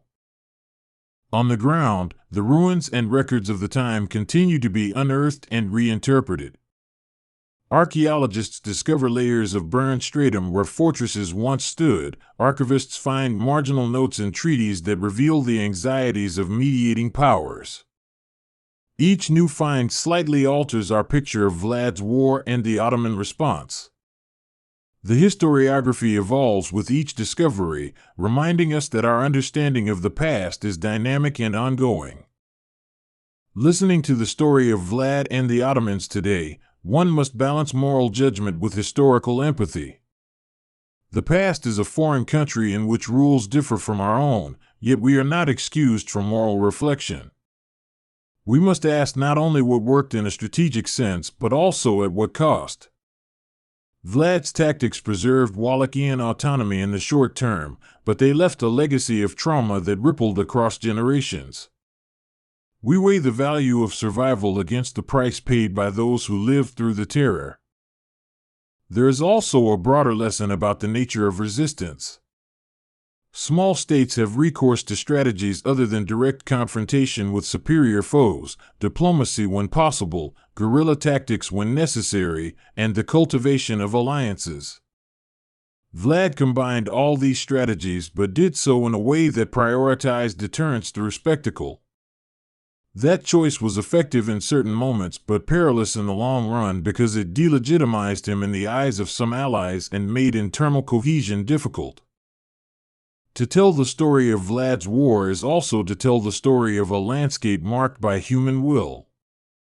Fortresses, rivers, and forests were not passive backdrops, they were active participants in the conflict, shaping campaign outcomes and influencing the choices of leaders. The geography of Wallachia protracted the war and gave a prince like Vlad the possibility to resist. It is a reminder that in many conflicts, place is as important as policy. In the decades after Vlad's death, Eastern Europe continued to be a patchwork of shifting borders and alliances. The Ottoman presence remained a defining feature of the region, but so did the memory of resistance. New leaders rose, some imitating Vlad's tactics, others rejecting them in favor of more diplomatic accommodation. The frontier remained contested, and the lessons of Vlad's campaign circulated among military thinkers and politicians who sought to balance the demands of survival with the constraints of morality. And so the narrative folds back into memory, a prince who chose vengeance, an empire that pressed its borders, and a people caught in between. Vlad's war against the Ottomans is emblematic of the harsher realities of pre-modern statecraft, where survival often required cruel choices and where the theater of punishment could itself be a weapon. It is a story that refuses simplicity, demanding instead a thoughtful engagement with the ways power is exercised and remembered. When one considers the long arc of history that followed, it becomes clear that the rhythm of empires and frontiers continues in new forms. Technology changes, ideologies shift, and the names on the maps are altered. Yet the fundamental dilemmas remain: how to preserve autonomy against greater might, how to defend populations without turning them into instruments of state terror, and how to measure the morality of resistance. Vlad the Impaler's war with the Ottomans sits at the center of these questions, offering no easy answers but plenty of material for reflection. If you find yourself driving along a road that winds through old battlefields and church steeples, imagine the convoy of the Sultan's army halted by a marsh, or a small band of Wallachian fighters slipping through the brush to strike at dawn. Picture towns that were once bustling with trade now silent under curfew. Think of the men and women who endured not only the sound of horns and the clash of steel, but the quieter dread of a ruler whose justice was unmistakably final. These are not abstractions, they are the lived reality behind the legend. Vlad's story thus becomes an invitation to think about the costs of power. It asks whether ends ever justify the means, whether violence used to preserve a state can in turn erode the values that state claims to uphold. The Prince's war against the Ottomans can be read as an episode in a larger human experiment. Can brutal tactics secure liberty in the face of overwhelming force, or do they ultimately undermine the very liberty they pretended to defend? History rarely gives definitive verdicts. What it does give is texture and context, a way to see how human beings navigate impossible circumstances. Vlad's life offers texture: the calculated brutality, the tactical ingenuity, the political acrobatics, and the profound human cost. It is a story that compels us to interrogate the nature of leadership and the price of survival. And it leaves a lingering question: if faced with similar threats, what would you choose? The question is not meant to be rhetorical but to underline the uncomfortable reality that history places upon us. The past is made by people forced to decide between bad options in moments when indecision is also costly. Vlad the Impaler chose his path with a clarity that some admired and others abhorred. His war against the Ottomans was the expression of that choice, a historical act that shaped not only his nation but the imagination of generations to come. The final image returns to where our story began: the Carpathians rising like sentries, the Danube flowing cold and relentless, and the old roads that once carried soldiers now quiet under modern tires. The ruins and the churches, the songs and the myths, all preserve the memory of a man who made war his instrument and vengeance his creed. Vlad's campaigns against the Ottomans remain a study in the bitter calculus of power, a lesson in how terror can be used as policy, and a reminder of the human consequences that flow from such choices. So when you think of Vlad the Impaler, remember him not as a mere monster conjured by fiction, nor as an unambiguous national savior, but as a man whose life and methods illuminate the harsh realities of an age where empires met on the margins and where survival demanded the most severe of responses. His war against the Ottomans is an enduring story about the cost of defiance, the ingenuity of resistance, and the terrible price paid by those who live between the hammer and the anvil of empires. There is a kind of silence that settles over a road when you are told to keep your eyes ahead and to breathe evenly, as if looking too long at what waits by the roadside will make it reach for you. In the deep valleys of 15th century Wallachia, under skies that could not decide between thunder and cold, that silence was broken by a visual punctuation so absolute it left no doubt about who held power. The forest of the impaled was not forest in the ordinary sense of trees and birds. It was a deliberate, terrible arrangement of bodies and stakes, a landscape engineered to be seen and to be understood without words. Vlad III, the man history would come to call the Impaler, governed in an age when borders were lines written in exile and loyalties were bargains struck because everyone knew violence waited if bargains failed. He rose to power in a region caught between the Ottomans pressing from the south and Hungarian and Saxon interests to the west. Every ruler in that place and time had to master both sword and perception, to fight on fields and in mines. Vlad understood that a frightened populace obeys more readily than one that is merely coerced by law. The practice of impalement was not invented by Vlad. It had roots deep in the ancient world, used here and there as a punishment for treachery or rebellion, sometimes for criminals, sometimes reserved for enemies. What Vlad did differently was to take a practice of punishment and scale it, to use it not only as retribution but as a spectacle, as theater with a deliberate message. He transformed a punitive measure into an instrument of policy, a warning elevated into artful terror. Imagine approaching a town and seeing stakes lining the road for miles, like a malicious orchard. On each stake there might be a figure, sometimes draped in what remained of cloth, sometimes stripped, sometimes arranged in grotesque order so that passers-by could count them without seeing faces. The placement was strategic, near bridges, at crossroads, at the edges of fields where peasants worked, above city gates, and places where traders and envoys would not miss the lesson. It was a geography of fear, mapped onto the land in a language everyone could read.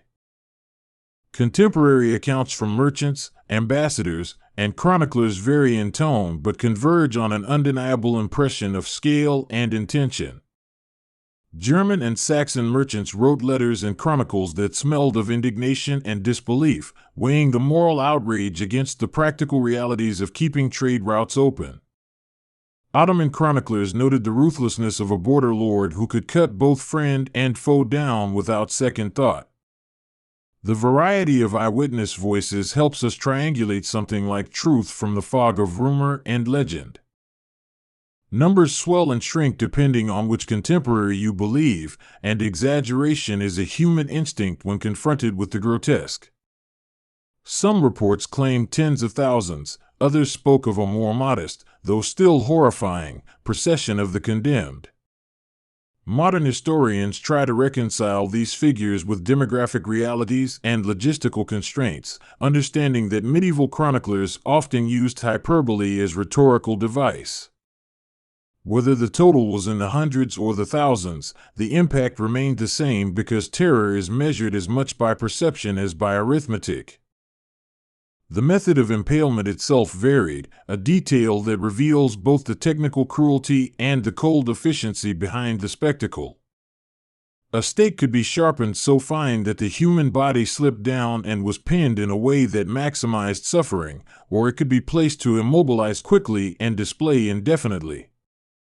Some were erected so the condemned would remain visible and intact for days, to serve as a persistent reminder.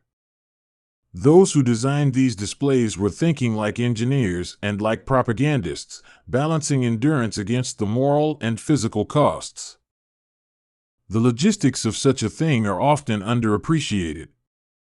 To maintain a forest of stakes, someone had to supply wood, sharpen points, haul posts into frozen ground or sodden earth, and manage the bodies. Guards had to be stationed to prevent removal or mutilation, and to ensure the display remained as designed. There were economic consequences too. Scavengers might be driven from fields, markets might thin with the hesitation of traders, and the very texture of daily life became altered by an ever-present dread. Keeping terror on the road required work, and that labor was part of the strategy. Vlad's use of terror was purposeful and targeted. It was not mindless cruelty but a calculated deterrent, a form of psychological warfare aimed at maintaining control with minimal need for constant patrols or heavy armies. A local lord who knew that betrayal ended in a public stake could expect fewer clandestine plots and more predictable obedience.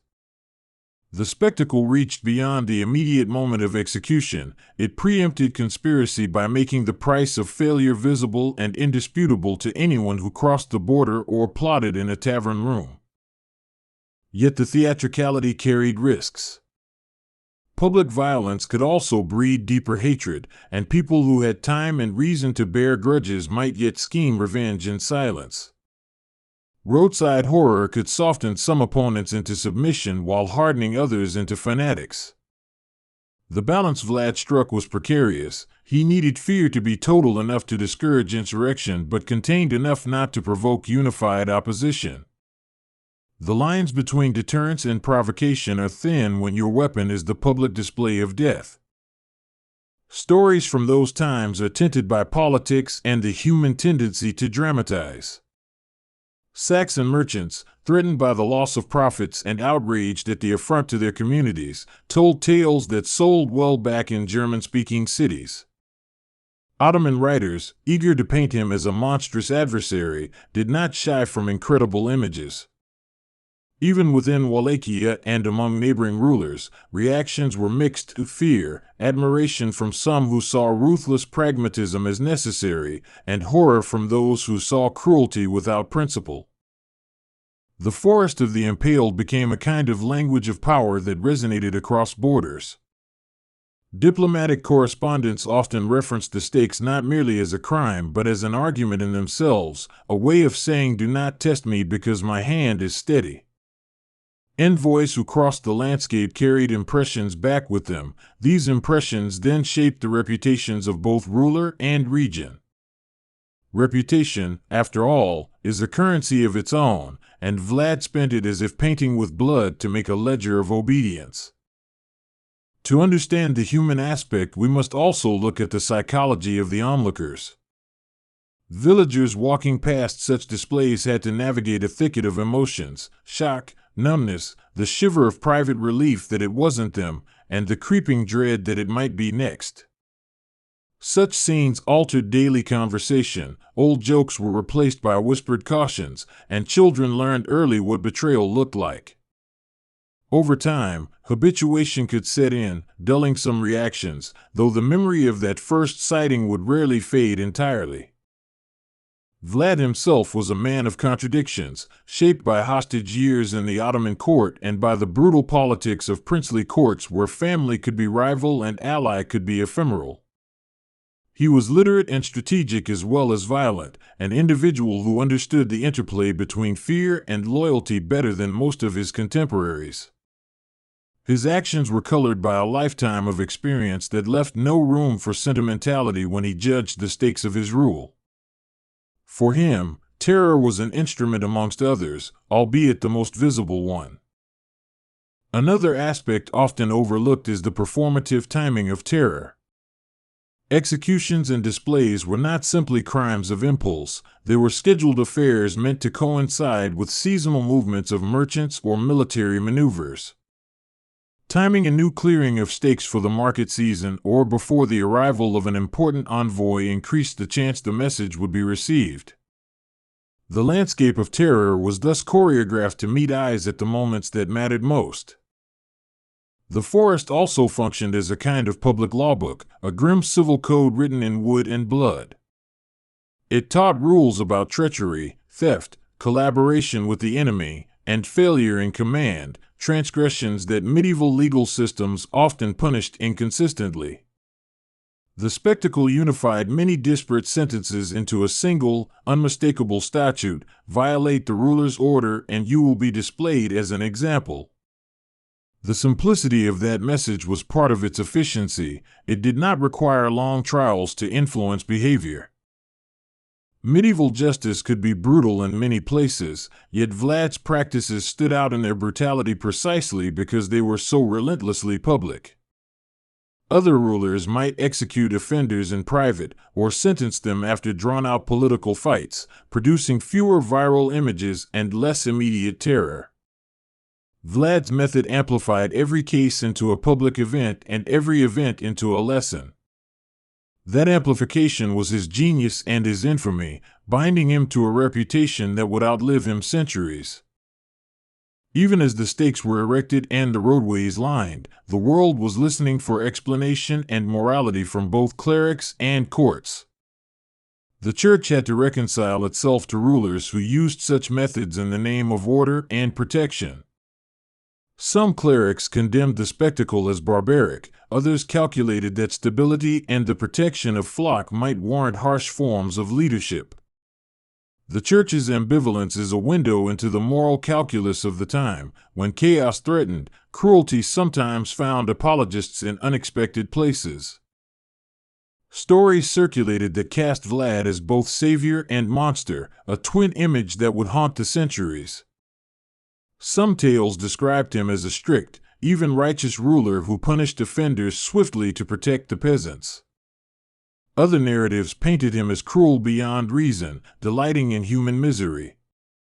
Such polarized portrayals tell us as much about the needs and fears of the storytellers as they do about the man himself. Propaganda played a role long before the modern sense of the word. Vlad used fear to consolidate internal loyalty and deter external threats, while opponents used horror stories to rally resistance and garner sympathy abroad. Each side chose which images and anecdotes to amplify, turning atrocity into a rhetorical weapon. In a pre-modern information age, these stories traveled by bark and parchment and voice, gaining color along the way and shaping political alliances. The aftermath of such spectacles was not only political but ecological. The smell, the stains on soil, the toll on scavenger populations, and the disruptions to wildlife were all part of the lived reality. Fields could become taboo, and foragers might steer clear of paths that had been witness to such displays. The physical environment absorbed the violence and retained memory traces for years, making the effects of terror linger even after the actors were gone. Lawyers and chroniclers abroad debated whether such measures were legitimate responses to treachery or signs of monstrous tyranny. In many diplomatic exchanges, Western courts framed Vlad's methods as evidence that he was unfit for alliance, while others saw value in his capacity for ruthless order in a chaotic border region. The question of legitimacy was layered. What counted as lawful when the empire on your frontier could swallow cities? Policy and morality collided in complex ways in the councils of kings. The visual language of the stakes entered broader European imagination and, over centuries, fed into myths that would bear little resemblance to the historical man. Vlad's name began to be attached to vampires and nocturnal bloodlust, a transformation propelled in part by travelers' tales and later by Gothic fiction hungry for monstrous archetypes. The Forest of the Impaled, once a political instrument, became one of many seeds from which monstrous legends sprouted, nourished by the unknown and the distant.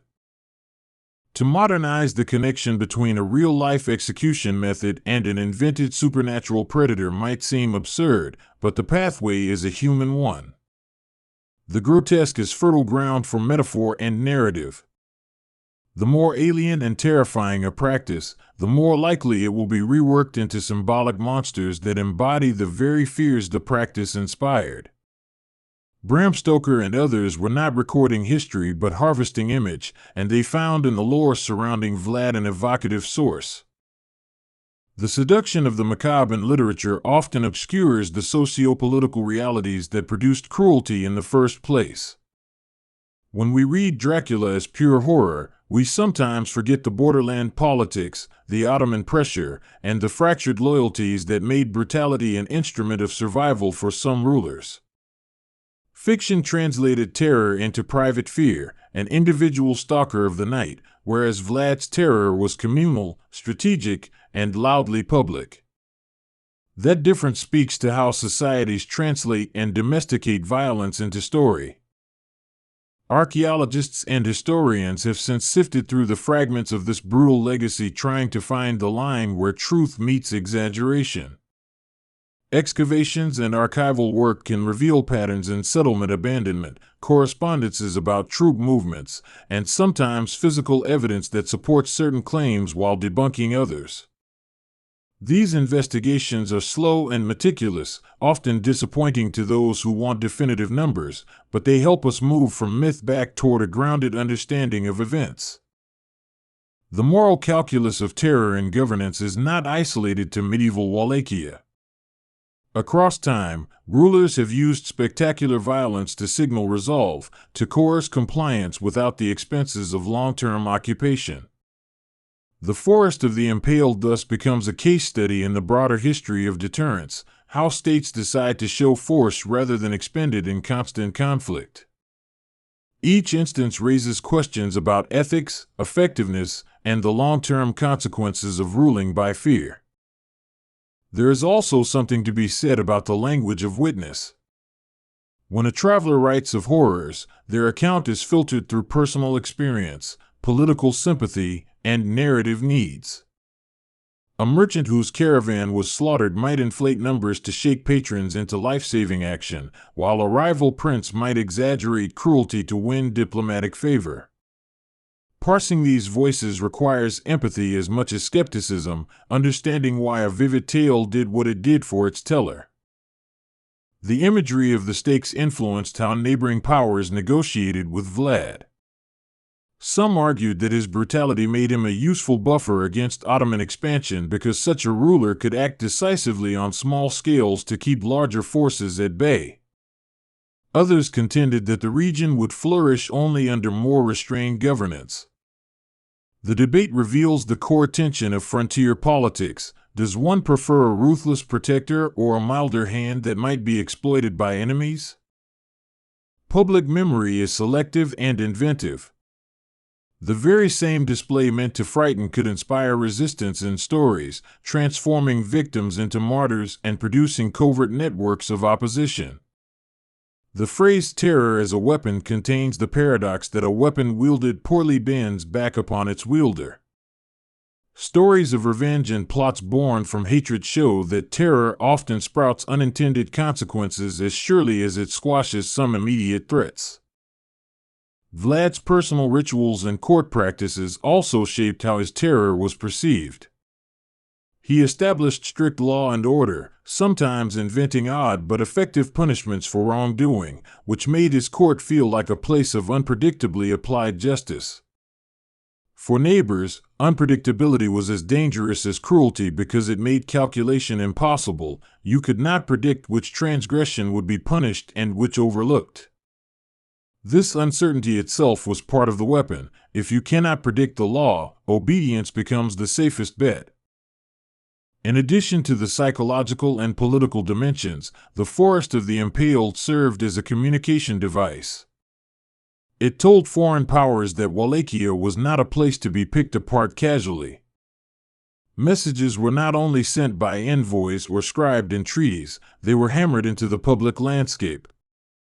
Using the road as a bulletin board gave the ruler direct access to anyone who traveled his lands, bypassing intermediaries and letting the message speak in simple, brutal strokes.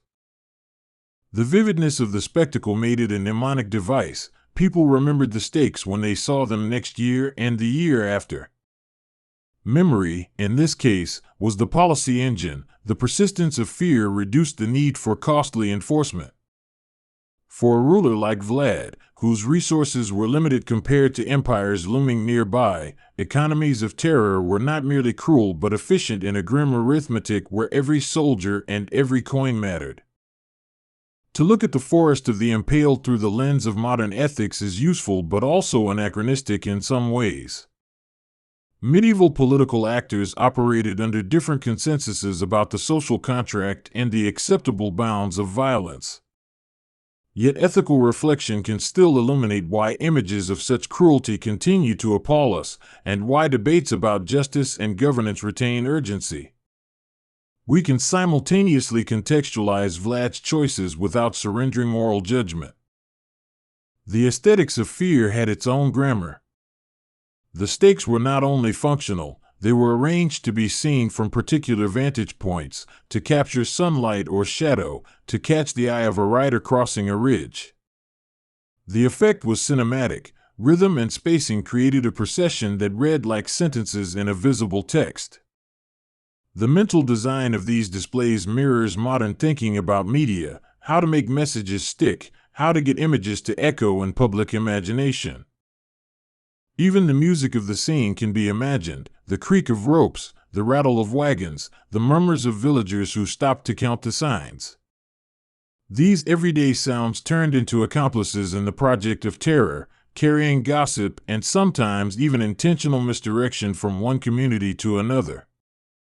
sound, like sight, became part of a larger communicative ensemble that enforced the ruler's control, reinforcing images with whispers and rumors. The human cost can never be fully tallied. Behind every stake hypothesized in chronicles was a person with ties, family, a past. The grief of those left behind, mothers, wives, children, and friends, was part of the social calculus and sometimes precipitated resistance. The publicness of the death compounded private grief, turning mourning into a communal, sometimes politicized response that could ripple through villages and rival courts. Merchants who traveled through these lands had a particular vantage point. Their livelihoods depended on predictable routes and safe passage, and the stakes were both a sign of danger and of order. Some traders preferred a strong hand to chaotic lawlessness because it meant caravans could move with reduced risk of banditry. Others refused to pass through such places, seeing the displays as a moral hazard that no profit could justify. Trade routes, then, were not only economic corridors but ethical litmus tests. As centuries turned, the image of Vlad and his forest became a palimpsest for every generation that found it useful. Nationalists, storytellers, historians, and entrepreneurs each laid their own interpretations on top, producing a layered memory where fact and fiction entwined. That palimpsest explains why modern Romanians can see him as a national hero while others see a monster. Both perspectives are readings of the same, complicated script. Tourists now sometimes walk the landscapes where such events once occurred, searching for traces. They encounter a different world, markers of memory that are sanitized, narratives shaped for consumption, and sometimes museums that try to balance horror with historical nuance. The challenge of mediating such places is moral as well as educational: how to preserve history without turning suffering into spectacle for easy amusement. The rhetorical afterlife of Vlad's terror shows how easily medieval punishment can be remade into modern myth. Authors scribbling Gothic novels, filmmakers seeking exotic villains, and political cartoonists hunting for legends of tyranny have all borrowed from his story. These cultural products often simplify, compressing a complex ruler into a single grotesque emblem, but they also reflect an age-old human habit, making monsters out of complicated figures to cope with what we cannot explain. In military terms, the Forest of the Impaled was an experiment in low-cost coercion. It tested whether a ruler could secure borders and maintain order by displaying the consequences of failure instead of garrisoning large forces across every vulnerable mile. The answer was ambiguous. In the short term, such terror could concentrate compliance, but in the long term it could generate opposition and destabilize trade. The effectiveness of spectacle as policy depended on many variables, not least the ruler's ability to deploy it judiciously. The role of rumor and hearsay cannot be overstated. A single traveler returning to a city with a horror story could spark pamphlets and ballads that painted Vlad in colors no chronicler could contain.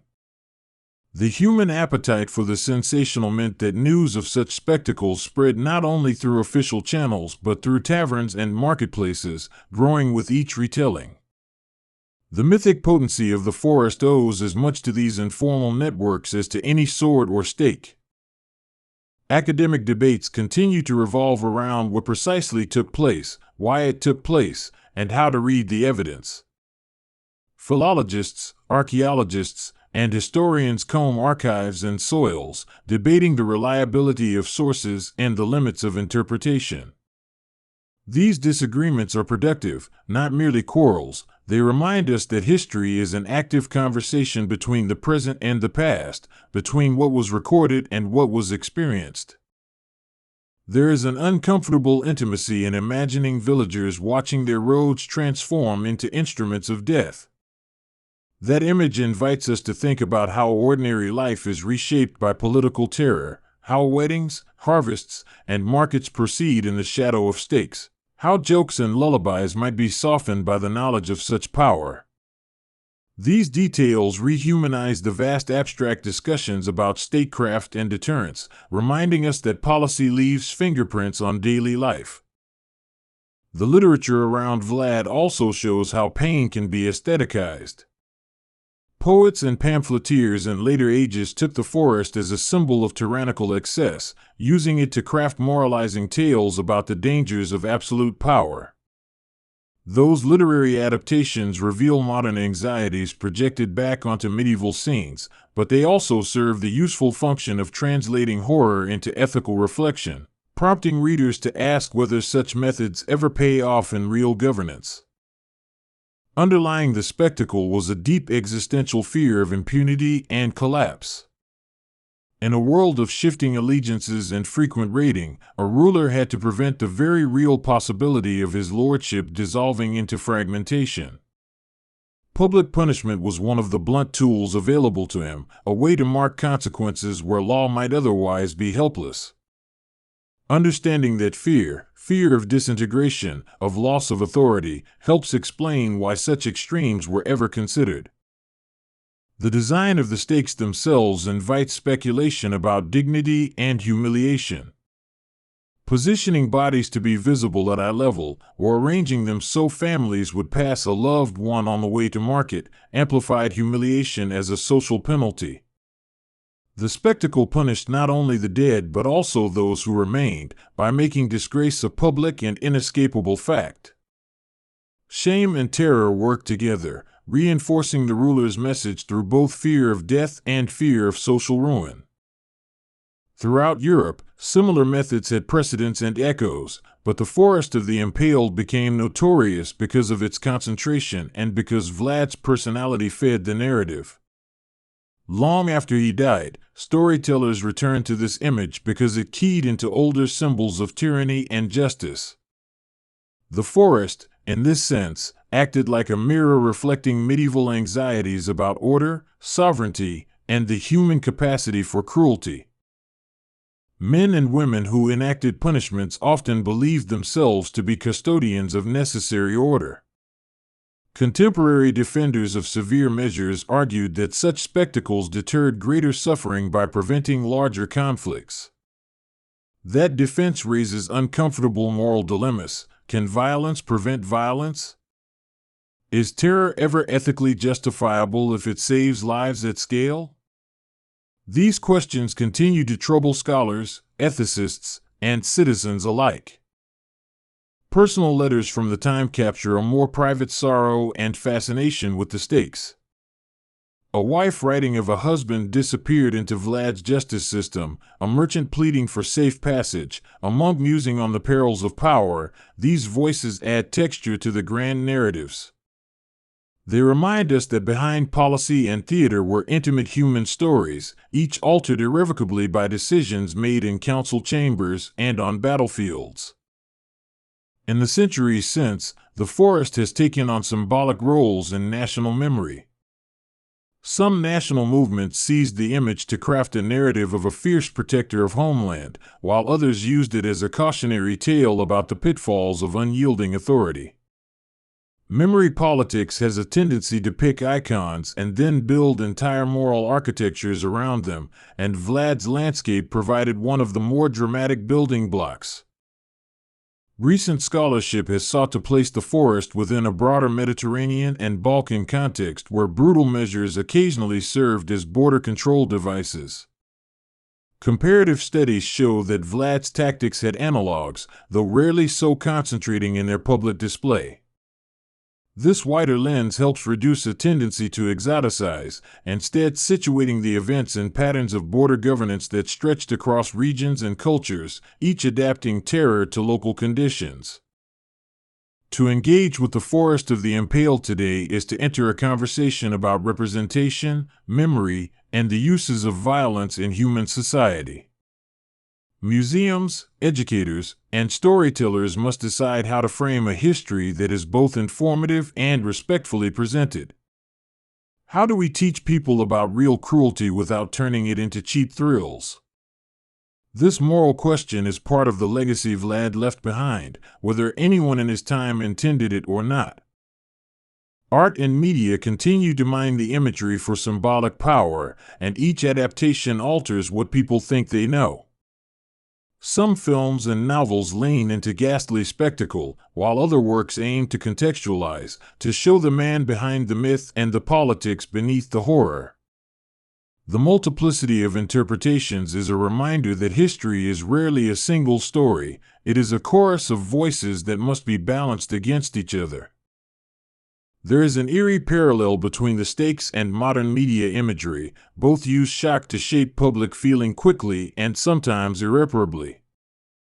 Where medieval displays stood in physical space, contemporary images travel instantly across screens and networks, recalibrating perceptions in ways both similar and different.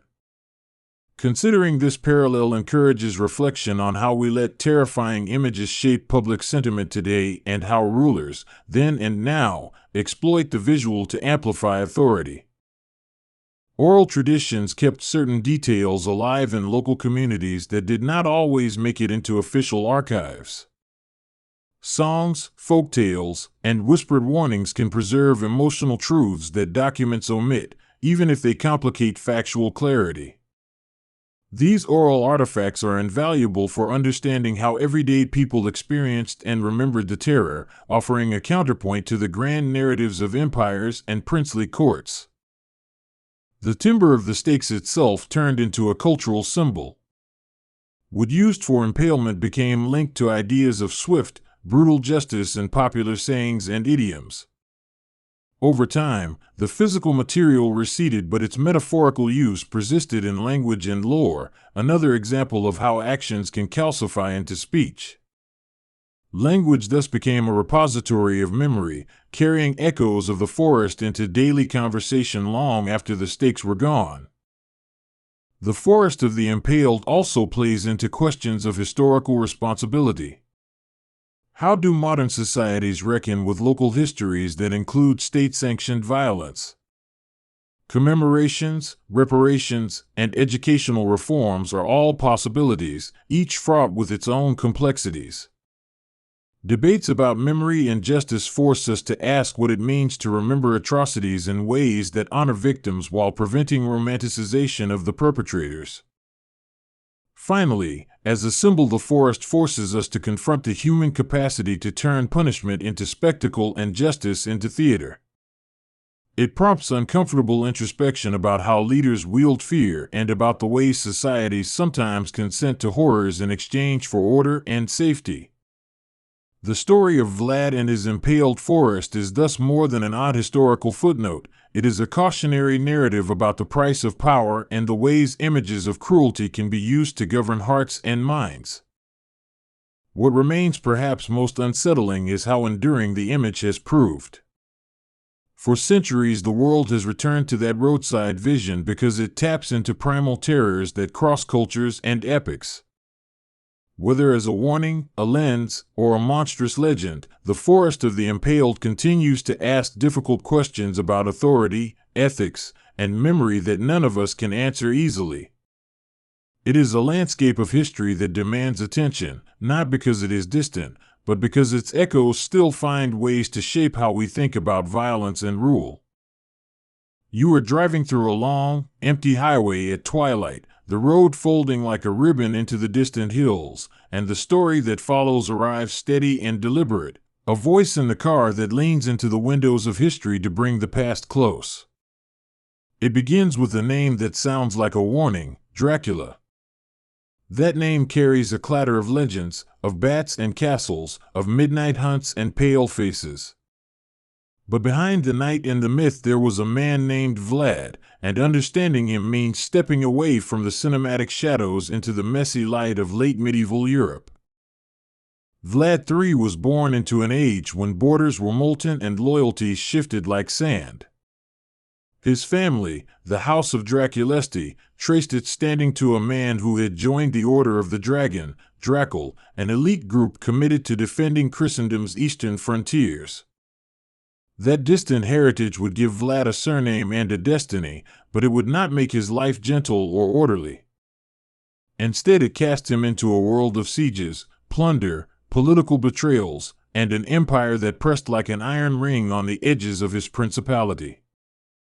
Wallachia, the land he would rule, was narrow and strategic, a hinge between the Ottoman Empire to the south and other Christian powers to the north and west.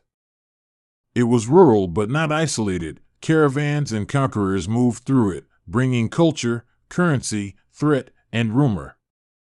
Economically vital passes and river routes ran close by, and whoever controlled Wallachia affected the balance of power across the Balkans. That geography made Vlad's decisions matters of life and ruin not only for his people, but for the larger chessboard of Europe. As a child, he was taken as a political pawn, a human collateral in the grim business of medieval diplomacy. He and his younger brother found themselves hostages in the Ottoman court, meant to secure their father's allegiance. Those years in servitude hardened him. Exposure to Ottoman military discipline and culture gave him knowledge of an enemy he would later fight rather than a softness that would make him timid. The psychological imprint of being both instrument and witness to power shaped the iron in his character. When he returned to claim his father's legacy, the contest was immediate and brutal. Noble factions within Wallachia, known as boyars, were not a single body but a shifting constellation of interests and personal ambitions. They could support a prince and then betray him a season later for a better deal, and their conflicts could be as deadly as foreign wars. Vlad's reign was defined by this intimate rivalry as much as by external threats. He set about consolidating authority in ways that would terrify some and save others. He adopted techniques that were both symbolic and practical, methods that would become the axis of rumor. Impalement, a method of execution associated with him, was not invented by Vlad nor was it his exclusive instrument, but he used it with a scale and theatricality that made it emblematic. Those impalements served as a message as much as punishment, a deliberate public act meant to deter pillage, to puncture the morale of invaders, and to establish a visual law where legal institutions were weak. To the victims it was torture, to the onlookers it was a terrifying calculus. Transgression could mean a spectacle of pain on the roadside for all to see. Contemporary chronicles and foreign ambassadors recorded Vlad's deeds in prose that sometimes slid into moral judgment or polemic. A German pamphlet spread images of forests of stakes and travelers meeting terrible ends, and these documents traveled across Europe like a contagion of horror. Yet these sources are uneven. Some sought to vilify him for political ends, others to praise him for enforcing order. Sorting truth from propaganda requires reading the breath between sentences, understanding who wrote what and why they might have wanted the story to do more than record events. It is tempting to think of Vlad as simply monstrous, and it is equally tempting to rein him toward heroism. The reality resists such simple frames.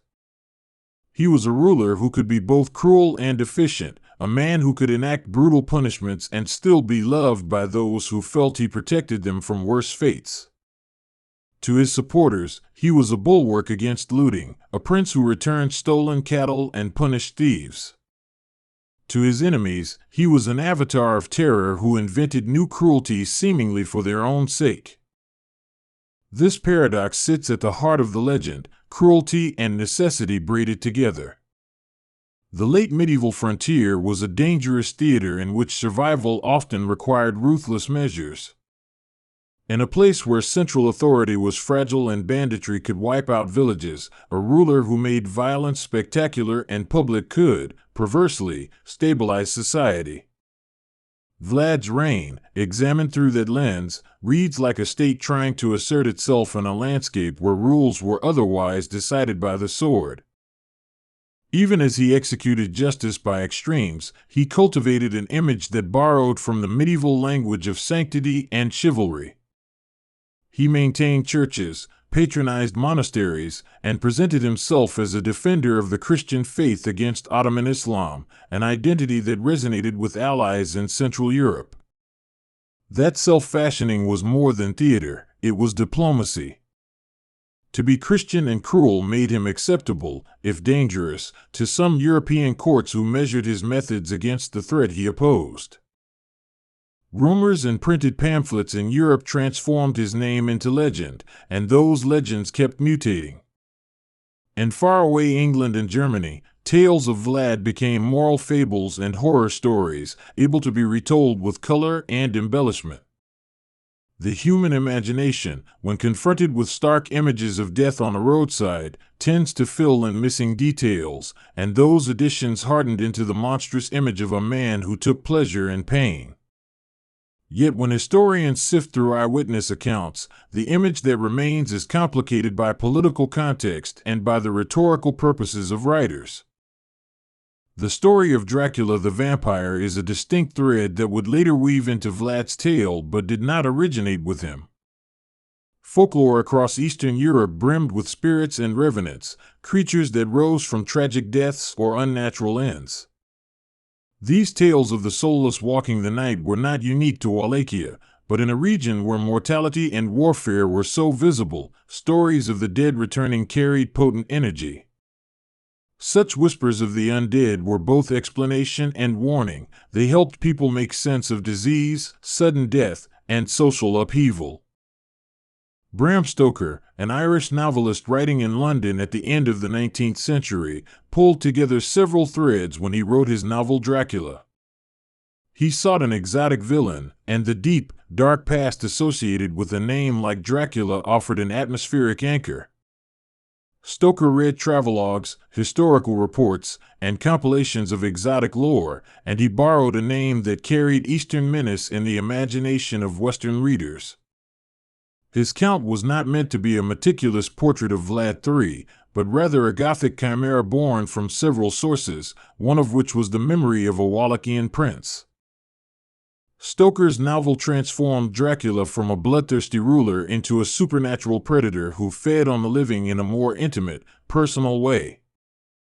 The vampire's seduction and the uncanny domestic invasion captured Victorian anxieties about sexuality, disease, and strangers who crossed boundaries. The novel's resonance had less to do with the historical Vlad and more with the literary needs of Stoker's age, yet the coincidence of the name fused the two in popular imagination. Over decades, stage plays, films, and serialized retellings further entwined the man and the myth until they became nearly indistinguishable for many audiences. But the conflation leaves historians uneasy. The real Dracula, the political prince, is the subject of archival research, of charters, tax records, diplomatic letters, and monastic chronicles. These materials reveal a ruler whose decisions can be contextualized in the uncertain arithmetic of survival. They also show that legend is not merely error, it is history's shadow, an echo that tells us something about how people processed fear.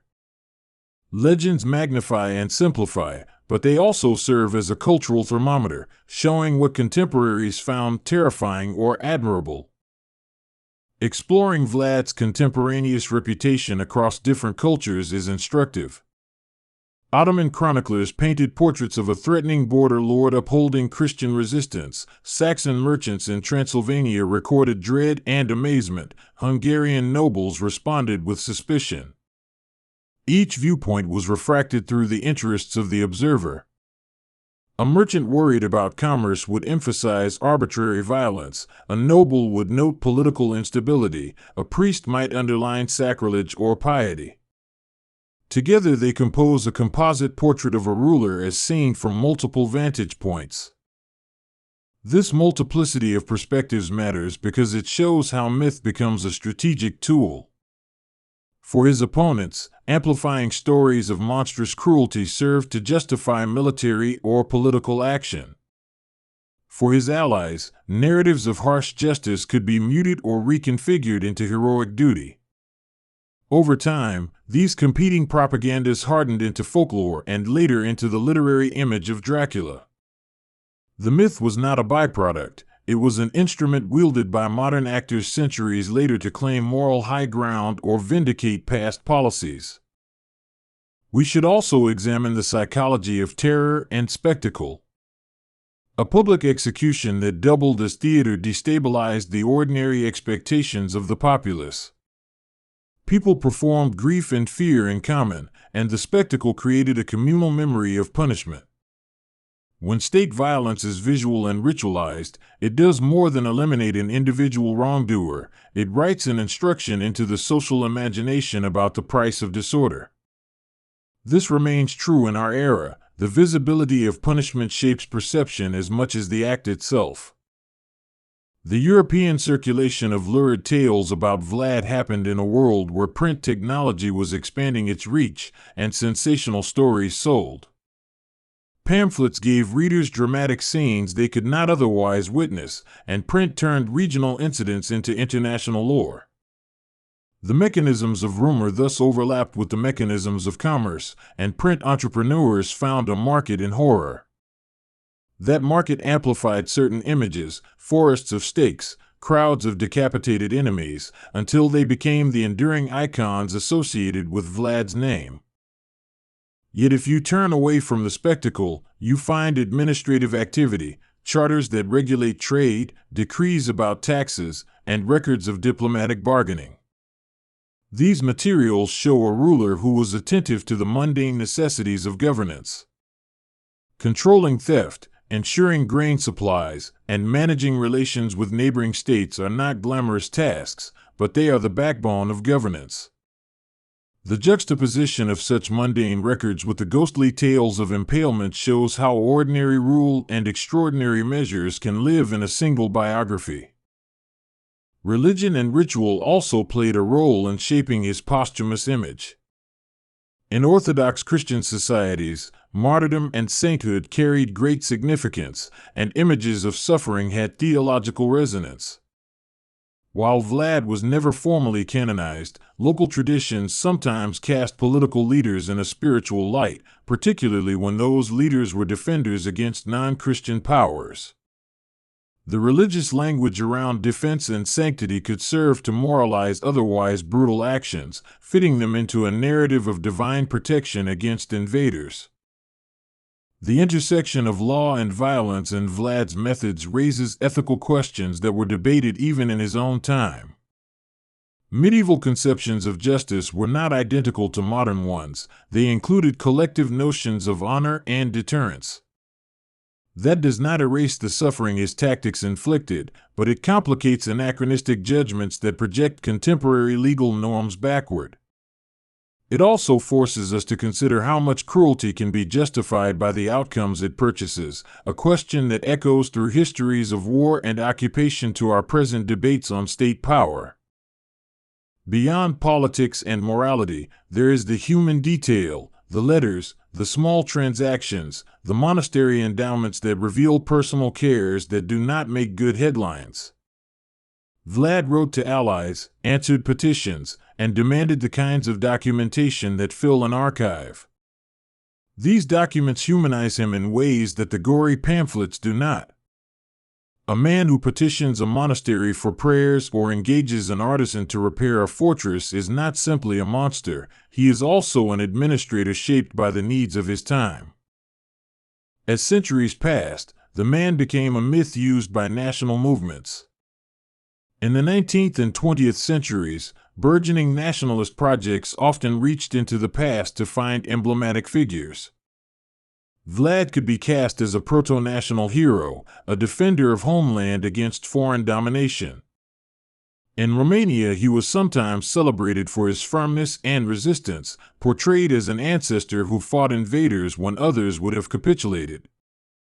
This modern appropriation is not necessarily faithful to medieval realities, but it is part of how memory is mobilized to create narratives of continuity and identity. Film and popular culture have a more complicated relationship with historical truth.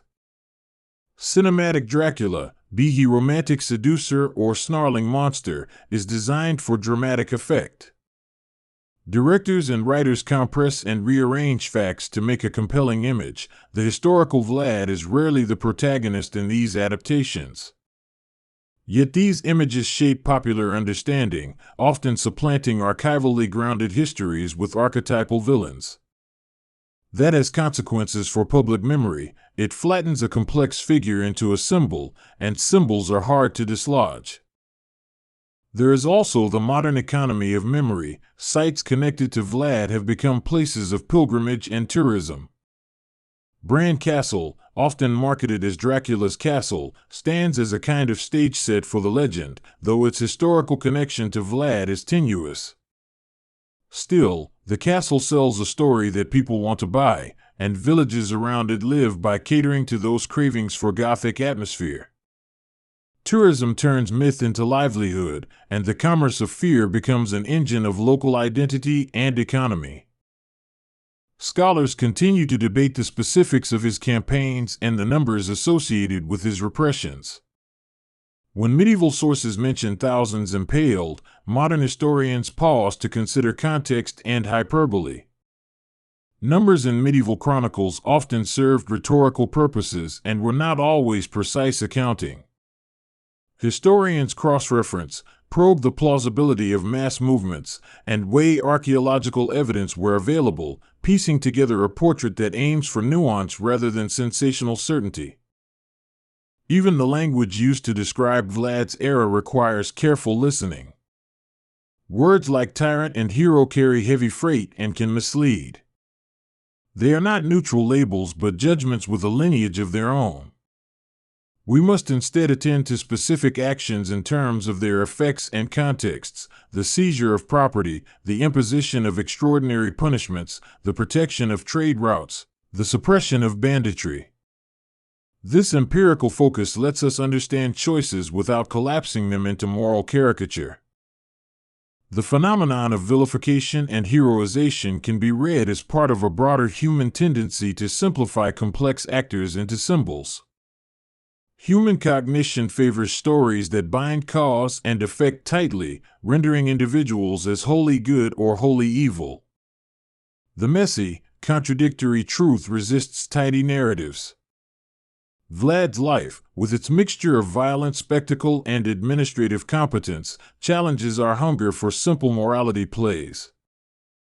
An important dimension of his legacy is the way fear transforms into culture. Tales of the macabre gave birth to rituals, songs, and cautionary tales that communities used to teach and to remember.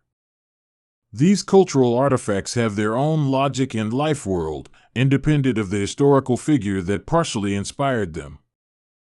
In the oral traditions of rural communities, stories of the dead returning or of a cruel lord serve to regulate behavior, instruct children, and provide a shared vocabulary of danger. The medical and epidemiological dimensions of vampiric legend deserve attention too.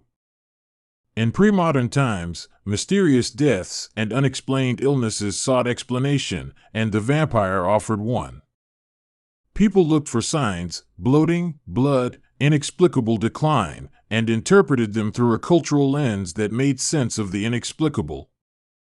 While scientists later reframed those symptoms in terms of disease, the narratives persisted because they were not only diagnostic but moral. Crimes of the dead explained fears of the living.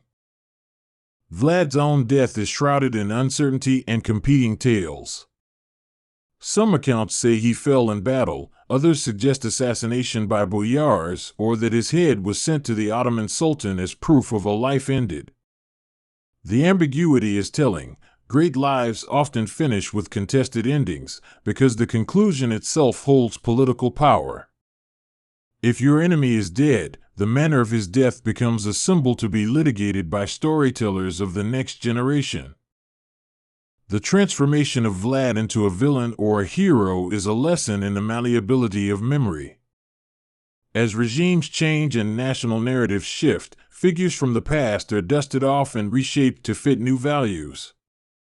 A prince who once enforced order by terror can be recast as a nationalist symbol or as a warning from history about unchecked power.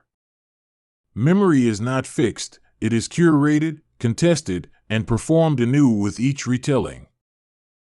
In the end, the story of Vlad and the birth of the Dracula legend is as much about us as it is about him. Our appetite for horror, Our need for moral parables, our tendency to reduce complexity into digestible images, all these human instincts shape how history is remembered. When we read accounts of forests of stakes or the lonely castle of a solitary killer, we project anxieties onto the past that reveal our present fears. Yet the past keeps exerting its own pressure. Archives yield new documents, archaeological digs uncover artifacts, and scholars push against old narratives with fresh evidence. The portrait of Vlad that emerges from this ongoing labor is neither sanitized nor demonized. It is textured, full of contradiction, and rich with humanity. That picture is more interesting than a single legend because it allows us to confront moral ambiguity and historical causality together. As you continue down the highway, notice how the landscape around you moves in and out of shadow, how the tree line becomes a silhouette and then dissolves into darkness. History works the same way. It presents outlines that look solid from a distance but, under closer scrutiny, reveal nuance, patches of light, unexpected color. Vlad's silhouette is compelling, but the details within it are where we learn the most. The fascination with Dracula tells us about the human hunger for stories that explain danger in dramatic terms. The vampire tale condenses anxieties about contagion, the unknown, and the foreign into a single terrifying figure who invades the safe domestic night. Vlad's historical life offered raw material for that figure, with his acts of public violence and his borderland identity providing the necessary frisson. The result is a cultural organism that grows and adapts across centuries. When historians place Vlad in his environment, they show him negotiating a world where survival often meant making hard, visible choices. He was a man of his time, using tools that were both brutal and effective by the standards of an era that valued immediacy over process. That statement neither absolves nor condemns him fully, it gives context. Understanding context is not an act of exoneration, it is an act of comprehension that resists easy verdicts. Consider, too, the role of narrative shaping in the creation of fear. Medieval and early modern rulers across Europe sometimes staged public punishments to sustain order. Vlad's methods may have been extreme, but they were not innovations out of nothing. When an entire society lives with violence as a routine element, war, raids, punitive taxations, spectacular punishment becomes one of the few tools available to central authorities who want to project control. The spectacle is both message and medium. It tells citizens what is possible and what will be punished. Language itself colors the way we remember. The word impale has a sharp sound to it. It bisects a sentence like a blade. When historians translate medieval terms, the choice of verbs and nouns carries moral energy. Renderings that favor the most gruesome translation can help a sensational story find new life in later centuries. Being attentive to language invites us to ask whether we are describing acts or performing moral theater with rhetorical excess. But words do not exist only in the archive, they exist in the present. Modern authors, filmmakers, and advertisers use the Dracula brand because it sells. That commodification explains why the legend persists in certain forms. The market for Gothic terror fuels a continual recycling of images, from stage to screen to theme park. This commercial recycling raises questions about authenticity, but it also shows how resilient cultural forms can be once they tap into deep human themes. For many Romanians, Vlad's legacy is complicated by the needs of national memory and the demands of tourism. Local communities must reconcile scholarly reassessments with the economic pull of a vampire industry. Some celebrate Vlad as a national founder who defended his country, others worry that the Dracula brand flattens history and obscures the real social and cultural complexities of the region. These tensions are visible in debates about museums, monuments, and how history is taught in schools. And then there is the ethical question about storytelling itself. How do we tell stories about violence without perpetuating spectacle? When historians narrate trauma, they walk a fine line between illuminating and exploiting. Respectful history aims to diagnose and explain without aestheticizing suffering for its own sake. That ethical orientation changes how we present figures like Vlad, not as monstrous curiosities but as actors inside a larger world of causes and effects. As the centuries fold forward, Dracula continues to be a mirror that reflects our changing anxieties. In Victorian England, the vampire embodied fears about sexuality and immigration.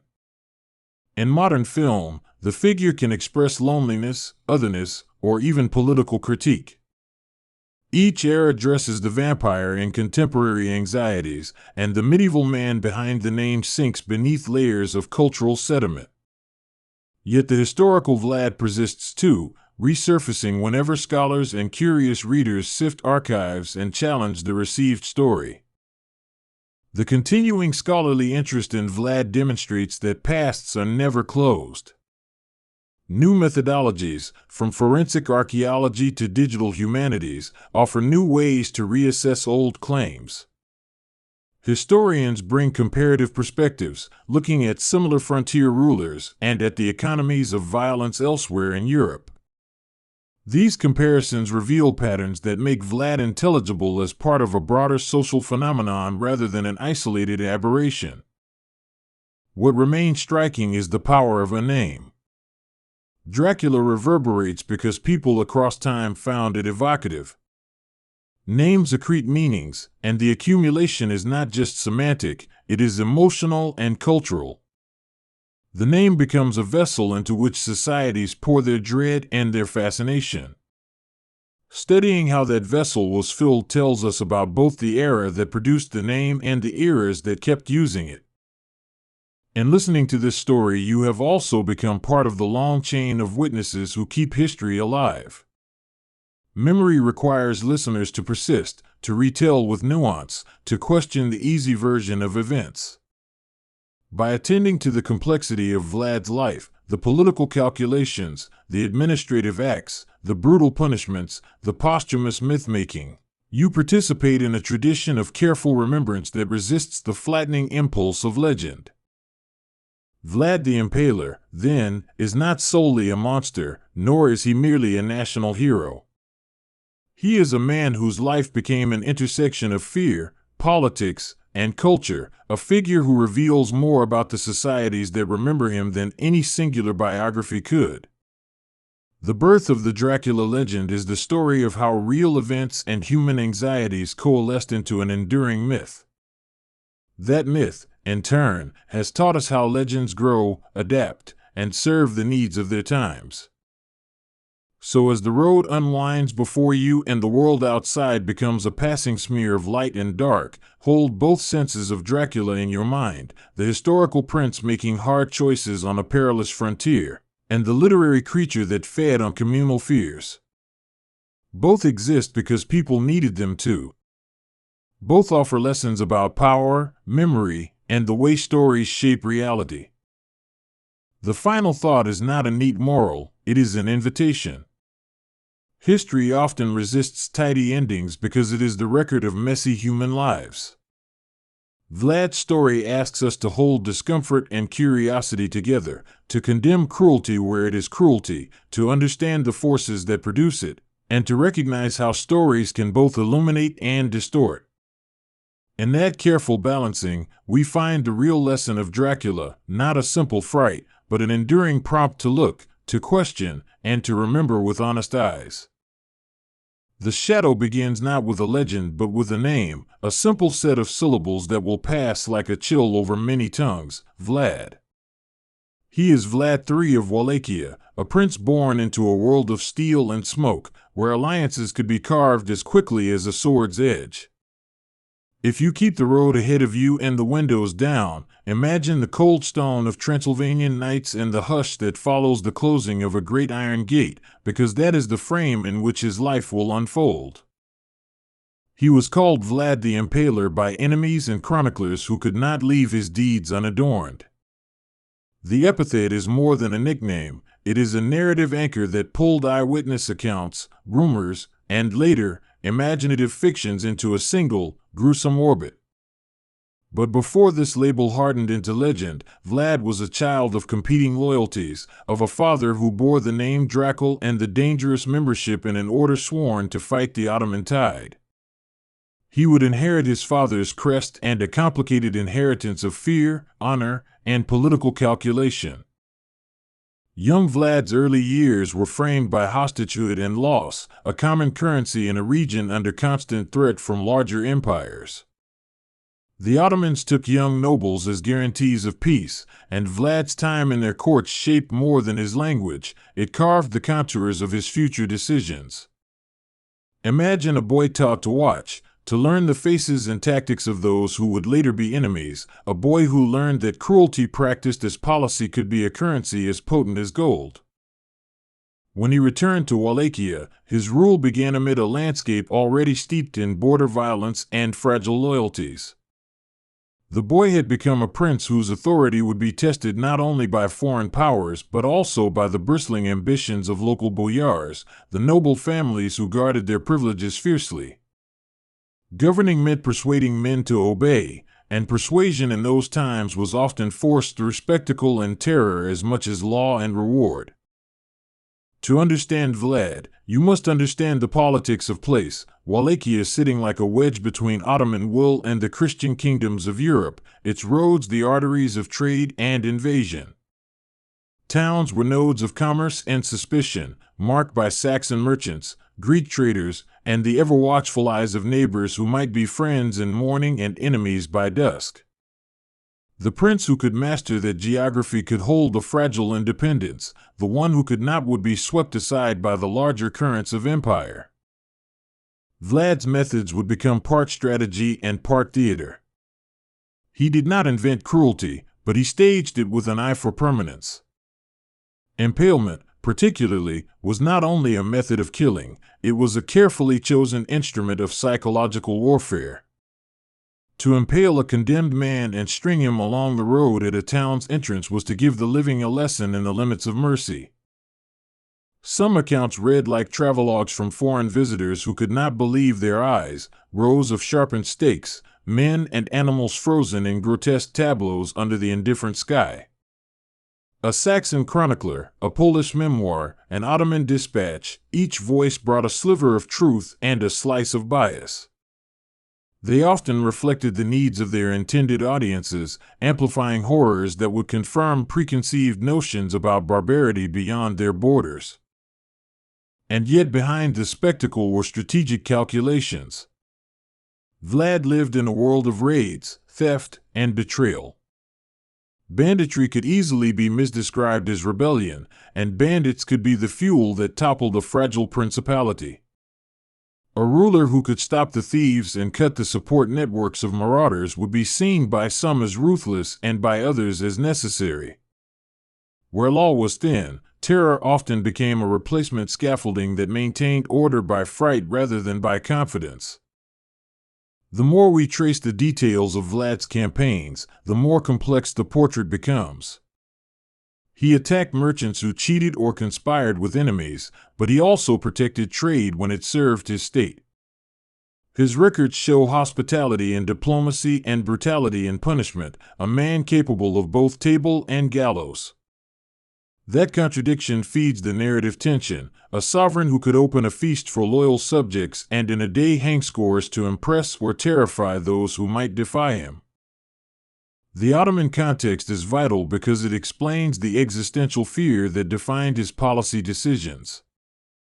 Istanbul was not a distant rumor, it was an expanding apparatus of conquest that threatened the autonomy of principalities like Wallachia. Tribute and submission were constant risks, and princes had to choose either to bow and pay or to resist and hope for outside support. Vlad's resistance was a gamble, and his ferocity was partly a statement of refusal to bend easily before imperial demand. Personal losses sharpened his resolve. His family bore the scars of political violence, and each betrayal by boyars or rival claimants seemed to validate his belief that mercy without deterrent was a guarantee of more violence. When men who owed him allegiance colluded with enemies, his retribution was designed to be unmistakable. He wanted to make betrayal not merely a misstep, but an act with consequences that could be foreseen across miles of road and mountainside. The image of Vlad as monstrous accumulated over time through retellings and the literate hunger for spectacle. Chronicles multiplied the atrocities and sometimes blurred fact and interpretation. Some historians argue that the chroniclers, usually foreigners or political rivals, were crafting morality tales that suited their agendas. Yet even when we discount hyperbole, the core of his cruelty remains. He used terror intentionally, and terror produces long shadows. This is where the idea of an immortal curse takes root, not as literal vampirism at first, but as the curse of being remembered in a way that refuses to die.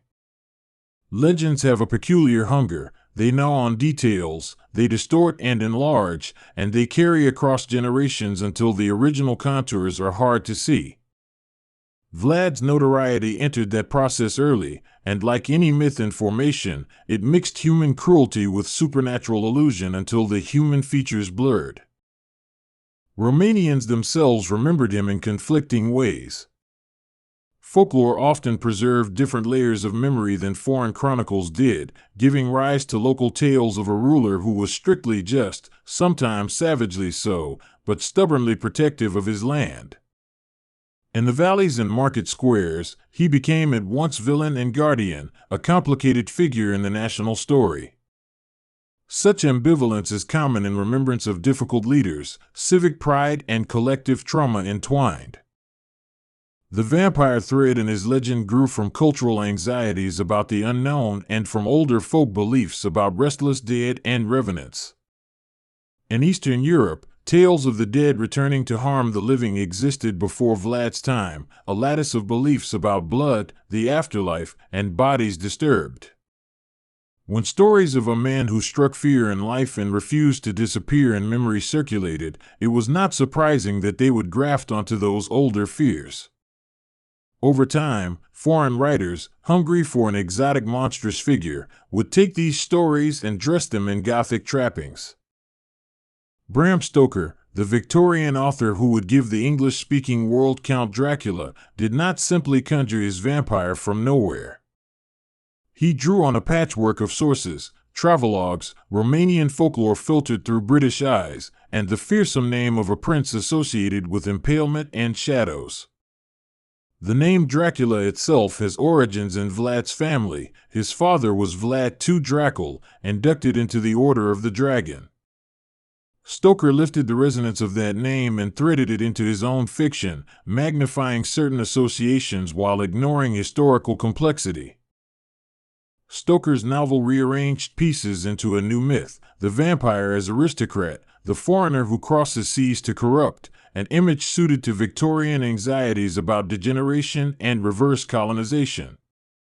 In doing so, Stoker distilled some of Europe's older fears, the outsider's threat, the uncanny persistence of the dead, into a single elegant villain. The link between Vlad and the fictional Dracula became shorthand, though it rests more on symbolic resonance than on literal biography. As the novel traveled across culture and time, film, theater, and later television adopted its iconography. Bela Lugosi's heavy-lidded stare, Christopher Lee's angular menace, the cinematic shadow that pools around a cape all became part of the global vocabulary of fear. With each adaptation, the historical man receded a little more behind a fabricated count, and the immortal curse shifted from the memory of impalement to the supernatural hunger for life and blood. Yet the convergence of Vlad's memory and the vampire myth did not erase his human deeds. Instead, it created two overlapping stories, one anchored in history, one in imaginative terror. For listeners who like tidy separations, this may be frustrating. Life and legend often braid their strands until you can no longer say where one begins. The enduring shadow is thus both the unextinguished memory of his methods and the imaginative vampiric echo that later cultures projected onto him. This blending of myth and history says something about how societies process violence. We mythologize not to forget atrocities but to contain them, to place them in narrative boxes that allow repeated telling without the full burden of historical detail. Myths simplify, and simplification can both shelter and distort. Vlad's transformation into Dracula is a case study in that alchemy, a complex political actor reduced to an archetype that says more about the fears of those who retell him than about the man himself. Consider impalement again. It was not simply a spectacle of horror but a method with a logic. It kept roads clear of raiders, it deterred would-be conspirators, and it signaled a ruler's capacity to enforce order. Those who suffered it often did so for political reasons rather than for purely criminal acts. The spectacle sent a civic signal about the limits of protected life and who could expect mercy and when. It was part of a repertoire of power that included negotiation, marriage alliances, and battlefield victory. Vlad also acted in long memory, constructing scenes meant to be remembered and retold. He reputedly sent envoys with macabre gifts, and he staged displays designed to jar the conscience of those who might contemplate defiance. His cruelty was performative in service of policy, which is not to excuse it but to place it within a framework that medieval rulers understood and utilized. In that way, he fits into a larger pattern of pre-modern statecraft where displays of violent sovereignty were a tool of governance. Over the centuries, historians have argued over scale and intent.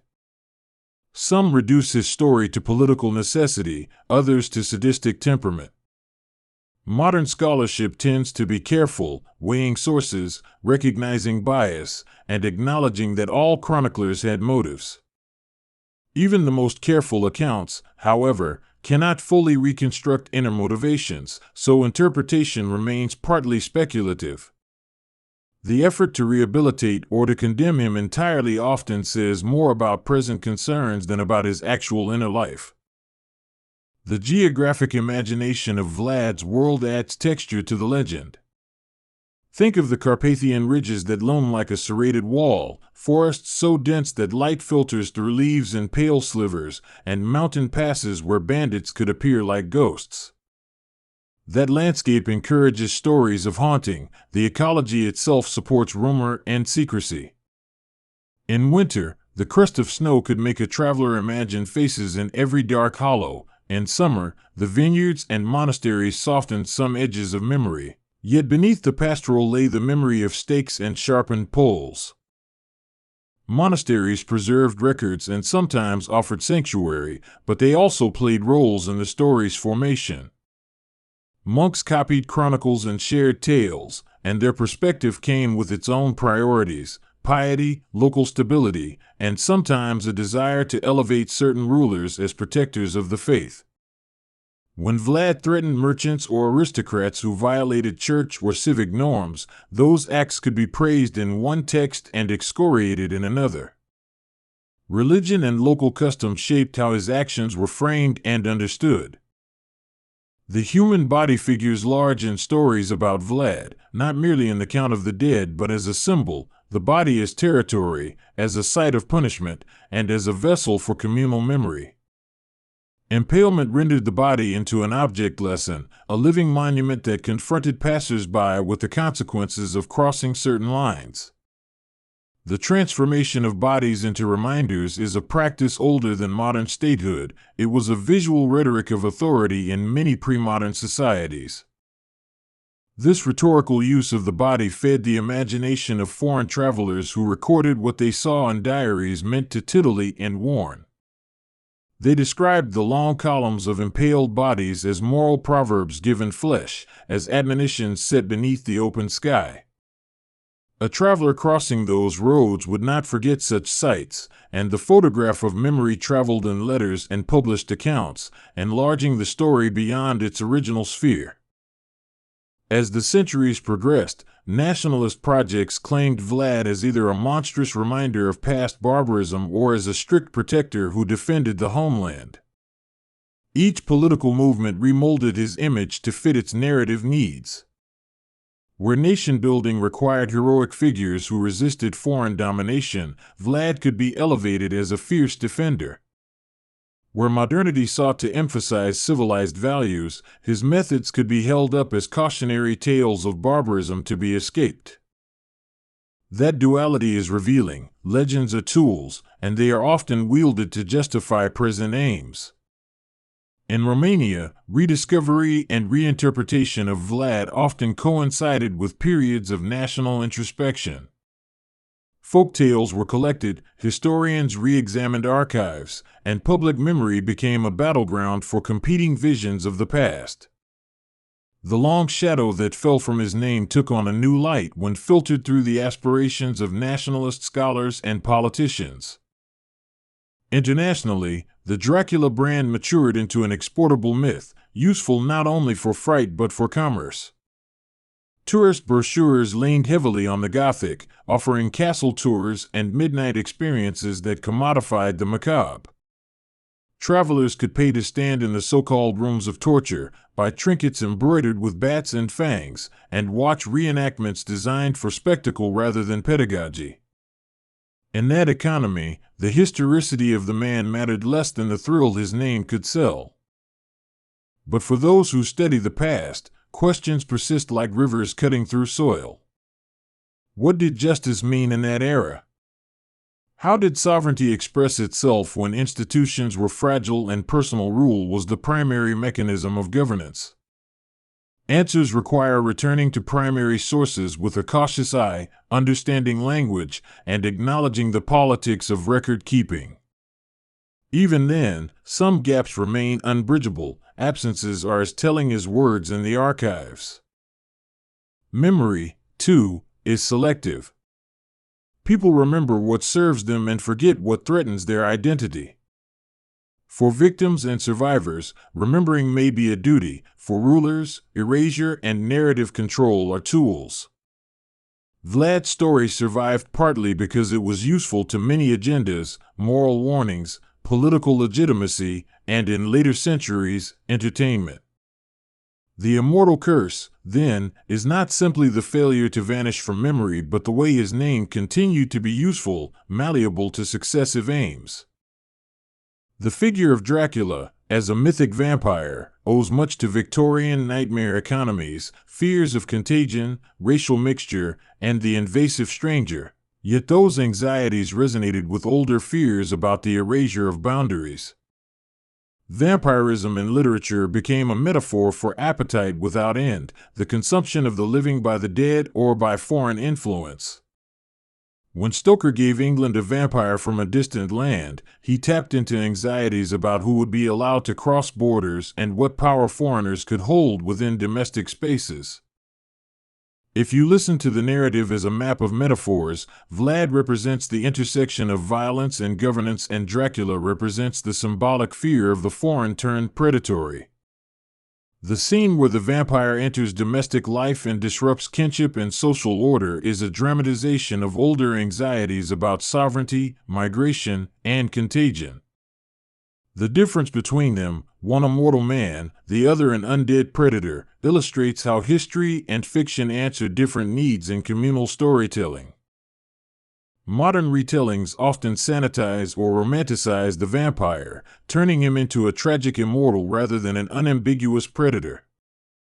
This is a further example of how myths evolve. We remake monsters into more palatable figures, or we rewrite their origins to suit contemporary moral taste. Vlad's historical record does not benefit from such romanticism. His life and decisions deserve careful analysis distinct from vampire's melodrama. Yet the persistence of both narratives reveals our ongoing fascination with power and its moral limits. There is another reason Vlad's shadow feels immortal. He tapped into archetypal patterns that resonate across time: fear of predators, the spectacle of punishment, the fragile morality of frontier states. Archetypes do not care about accuracy, they follow emotional truth. The image of a ruler making an example of traitors with public violence satisfies a deep narrative need to see consequences made visible. That need helps explain why tales of Vlad remain gripping to the point of becoming legendary. We can also read Vlad's story as a lesson in the dangers of reduction. To call him simply monstrous robs the past of complexity, but to praise him as a proto-modern state builder whitewashes the human cost of his methods.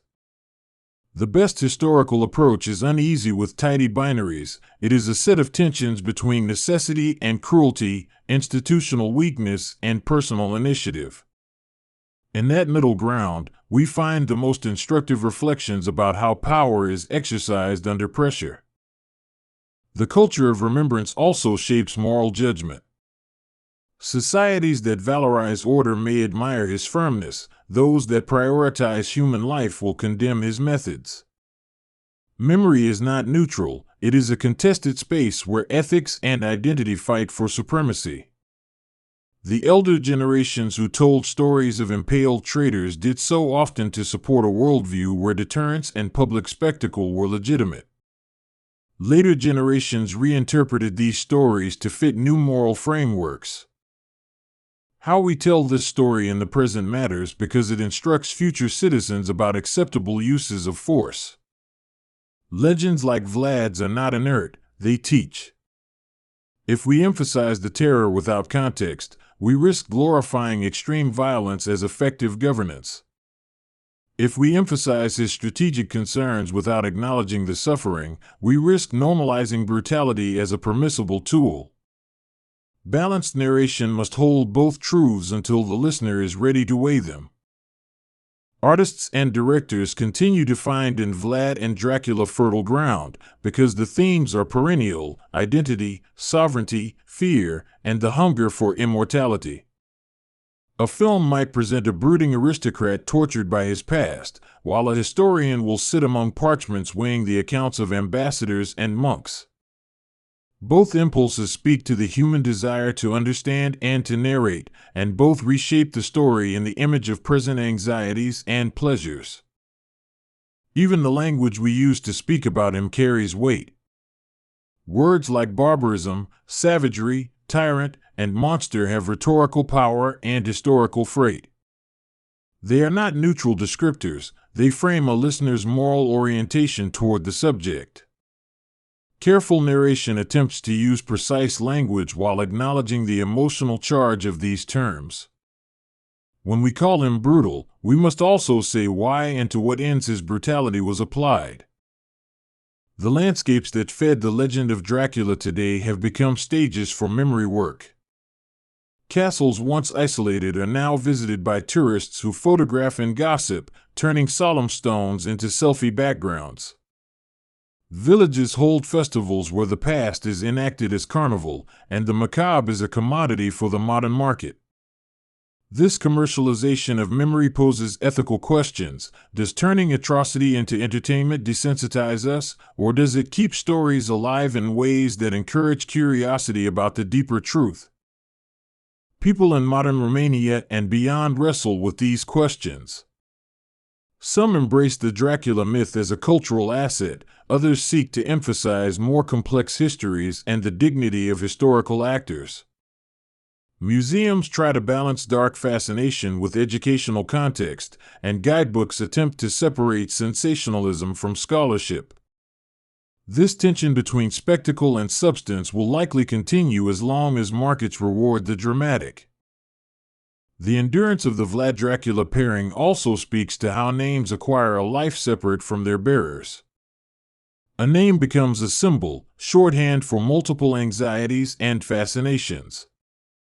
That symbolic life is both a testament to the power of story and a caution about the loss of specificity. When an individual becomes a trope, so much detail evaporates, the world narrows to the single quality that the trope amplifies. In classrooms, historians teach students to peel back those tropes, to examine source origin, to ask who wrote what and why. This discipline helps restore nuance, and it enriches our understanding of the past. When students unpack Vlad's life, they confront a world without modern institutions, one where kinship and personal courage could shape entire regions. They also confront the moral ambiguities of making choices under duress. The moral ambiguity, in turn, invites psychological reading. What does it mean to rule with iron in a world where iron keeps you alive?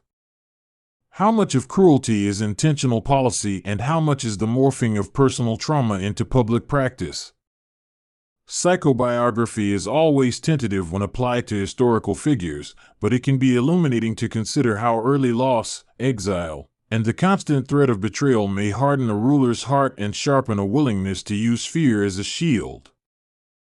Such questions are not merely academic. They matter for modern leaders and citizens who confront the temptation to trade moral standards for perceived security. Vlad's choices are an ancient mirror in which modern societies can see their own temptations reflected. When crises make people demand decisive action, the balance between protecting the community and preserving human dignity becomes urgent. The lesson, messy and incomplete, is that the price of absolute security is often the erosion of the values that justify the state itself. The immortal curse motif thus becomes a metaphor for how a reputation can outlive the deeds that caused it. The name Dracula, once attached to a novel villain, now tramps through popular imagination as if it were always supernatural. Vlad, the recorded man, continues to exist in archives and careful studies, but the shadow he casts is molded by centuries of retelling.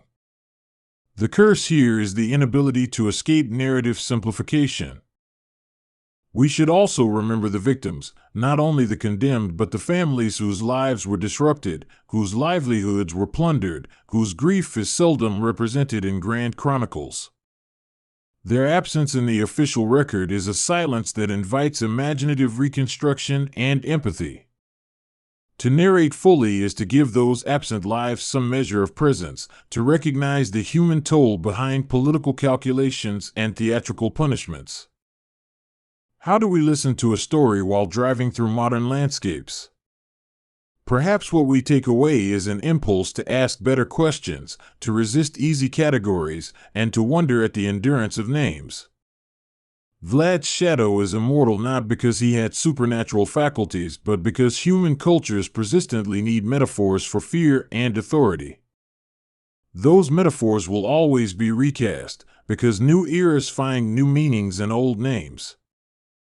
Even now, archaeologists and historians continue to search, sometimes literally, for evidence, a skeletal assemblage, a local chronicle, an Ottoman ledger, and each new find reshapes one tiny corner of the story.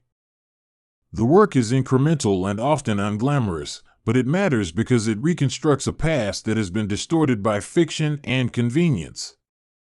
Scholarship is a slow antidote to myth-making, not by erasing story but by adding complexity to it. As you imagine the mountains and the roads, think of the continuity between past and present, the same landscape hosting both graveyard and marketplace, the same rivers that carried news now carrying the hum of automobiles. Places remember in layers, and human memory is a palimpsest where successive inscriptions never fully erase the earlier marks. The shadow remains, but new light reveals different contours. Vlad's story also invites reflection on the nature of immortality itself.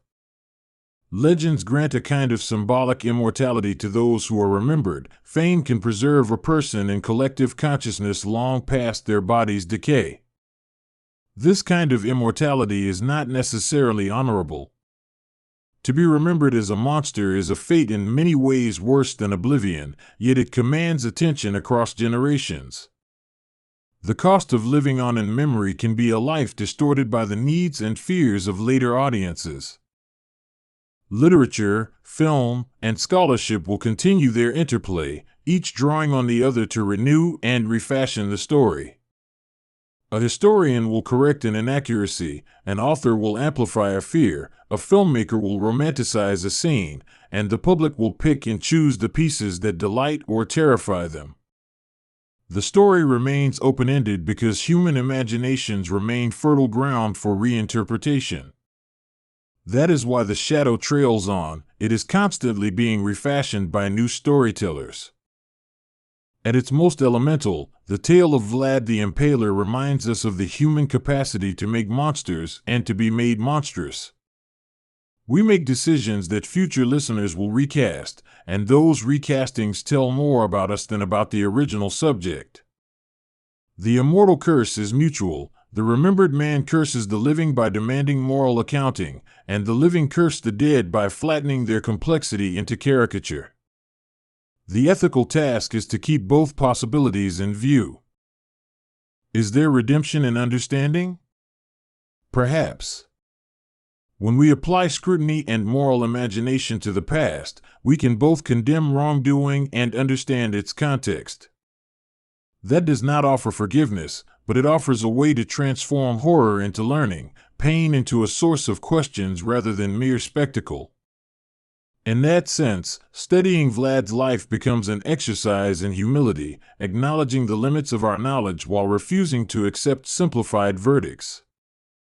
The stories told in taverns and in academic halls are different in tone but alike in function. Both help communities orient themselves in time. One offers shock and thrill, the other offers sober analysis, but each participates in ongoing cultural negotiation about power, violence, and memory. The endurance of Vlad's shadow shows how strongly societies cling to narratives that help them make sense of difficult pasts. The curse, then, is less supernatural than social. It is the human need to hold on to names that feel like answers. There is a final irony to the merged legends. A man who wanted to be remembered as a strong ruler became immortalized in a form that robbed him of political subtlety. Dracula returns repeatedly as a symbol detached from the original conditions that produced Vlad's brutality. His life, when decontextualized, becomes a warning about myth's power to simplify and to stick. Once a legend assumes life, disentangling truth from image becomes a lifelong task for scholars, storytellers, and citizens alike. So we drive on, with the road stretching ahead like a ribbon, with the past not behind us but layered under our tires.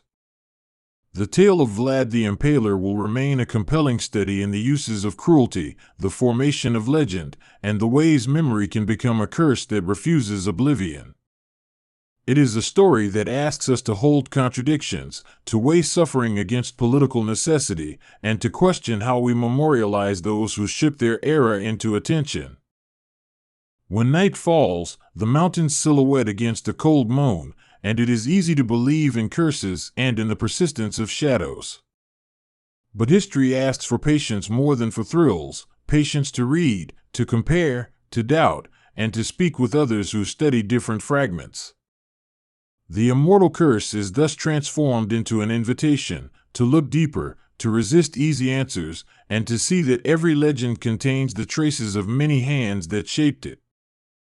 If you stop at a roadside inn and listen to an old storyteller recount the tales of impaled wickedness, you will hear echoes of something older and stranger than the specifics of any single time. Stories preserve fears and functions, and they survive because they speak to universal anxieties about authority and mortality. Vlad's life, refracted through centuries of uncertainty, remains one of those enduring threads you can pull to understand how societies wrestle with their own violent pasts. Legends are not merely entertainment, they are ways of storing cultural dilemmas. The shadow that fell from Vlad's name became a repository for questions about power, punishment, and memory. The transformation into Dracula pushed that repository into global imagination, making the local historical figure a universal symbol of predation and endurance. That transmutation is a caution and a marvel, caution because it can mislead, marvel because it shows how stories circulate and persist. We end not with answers but with the recognition that the story is ongoing. New research, new art, and new political climates will continue to reshape how Vlad and Dracula are remembered. The shadow remains, not as a finalized verdict, but as an active field of interpretation where historians, artists, and citizens argue over meanings. That ongoing debate is itself a kind of immortality, not for the man, but for the questions his life provokes. Behind every legend there is a geography of lives, a patchwork of motives, a set of needs and fears that made a name travel through time. Vlad's name traveled because it served many purposes, and in serving them it took on a life larger and stranger than the man who once ruled from a throne of leather and wood. The immortal curse is thus reshaped. It is no longer simply a fate attached to one man, but a property of stories that do not die because we never let them rest. And so the night drives on, and your thoughts move with the mileage. Think of impalement not as a salacious anecdote but as a historical practice with moral dimensions. Think of Dracula not as a faithful biography but as a literary invention that absorbed certain historical resonances. Hold both impressions together, historical and symbolic, and you will find a richer, if more unsettling, picture. The final shadow is not a single shape but a spectrum of memory, stretching from the man on his throne to the count in the page, from the impaled at the roadside to the tourists who now pose beside reconstructed stakes. This spectrum teaches that immortality of reputation can be a prison and a pedestal simultaneously. The task for anyone who listens, reads, or travels is to treat stories as living conversations rather than finished verdicts.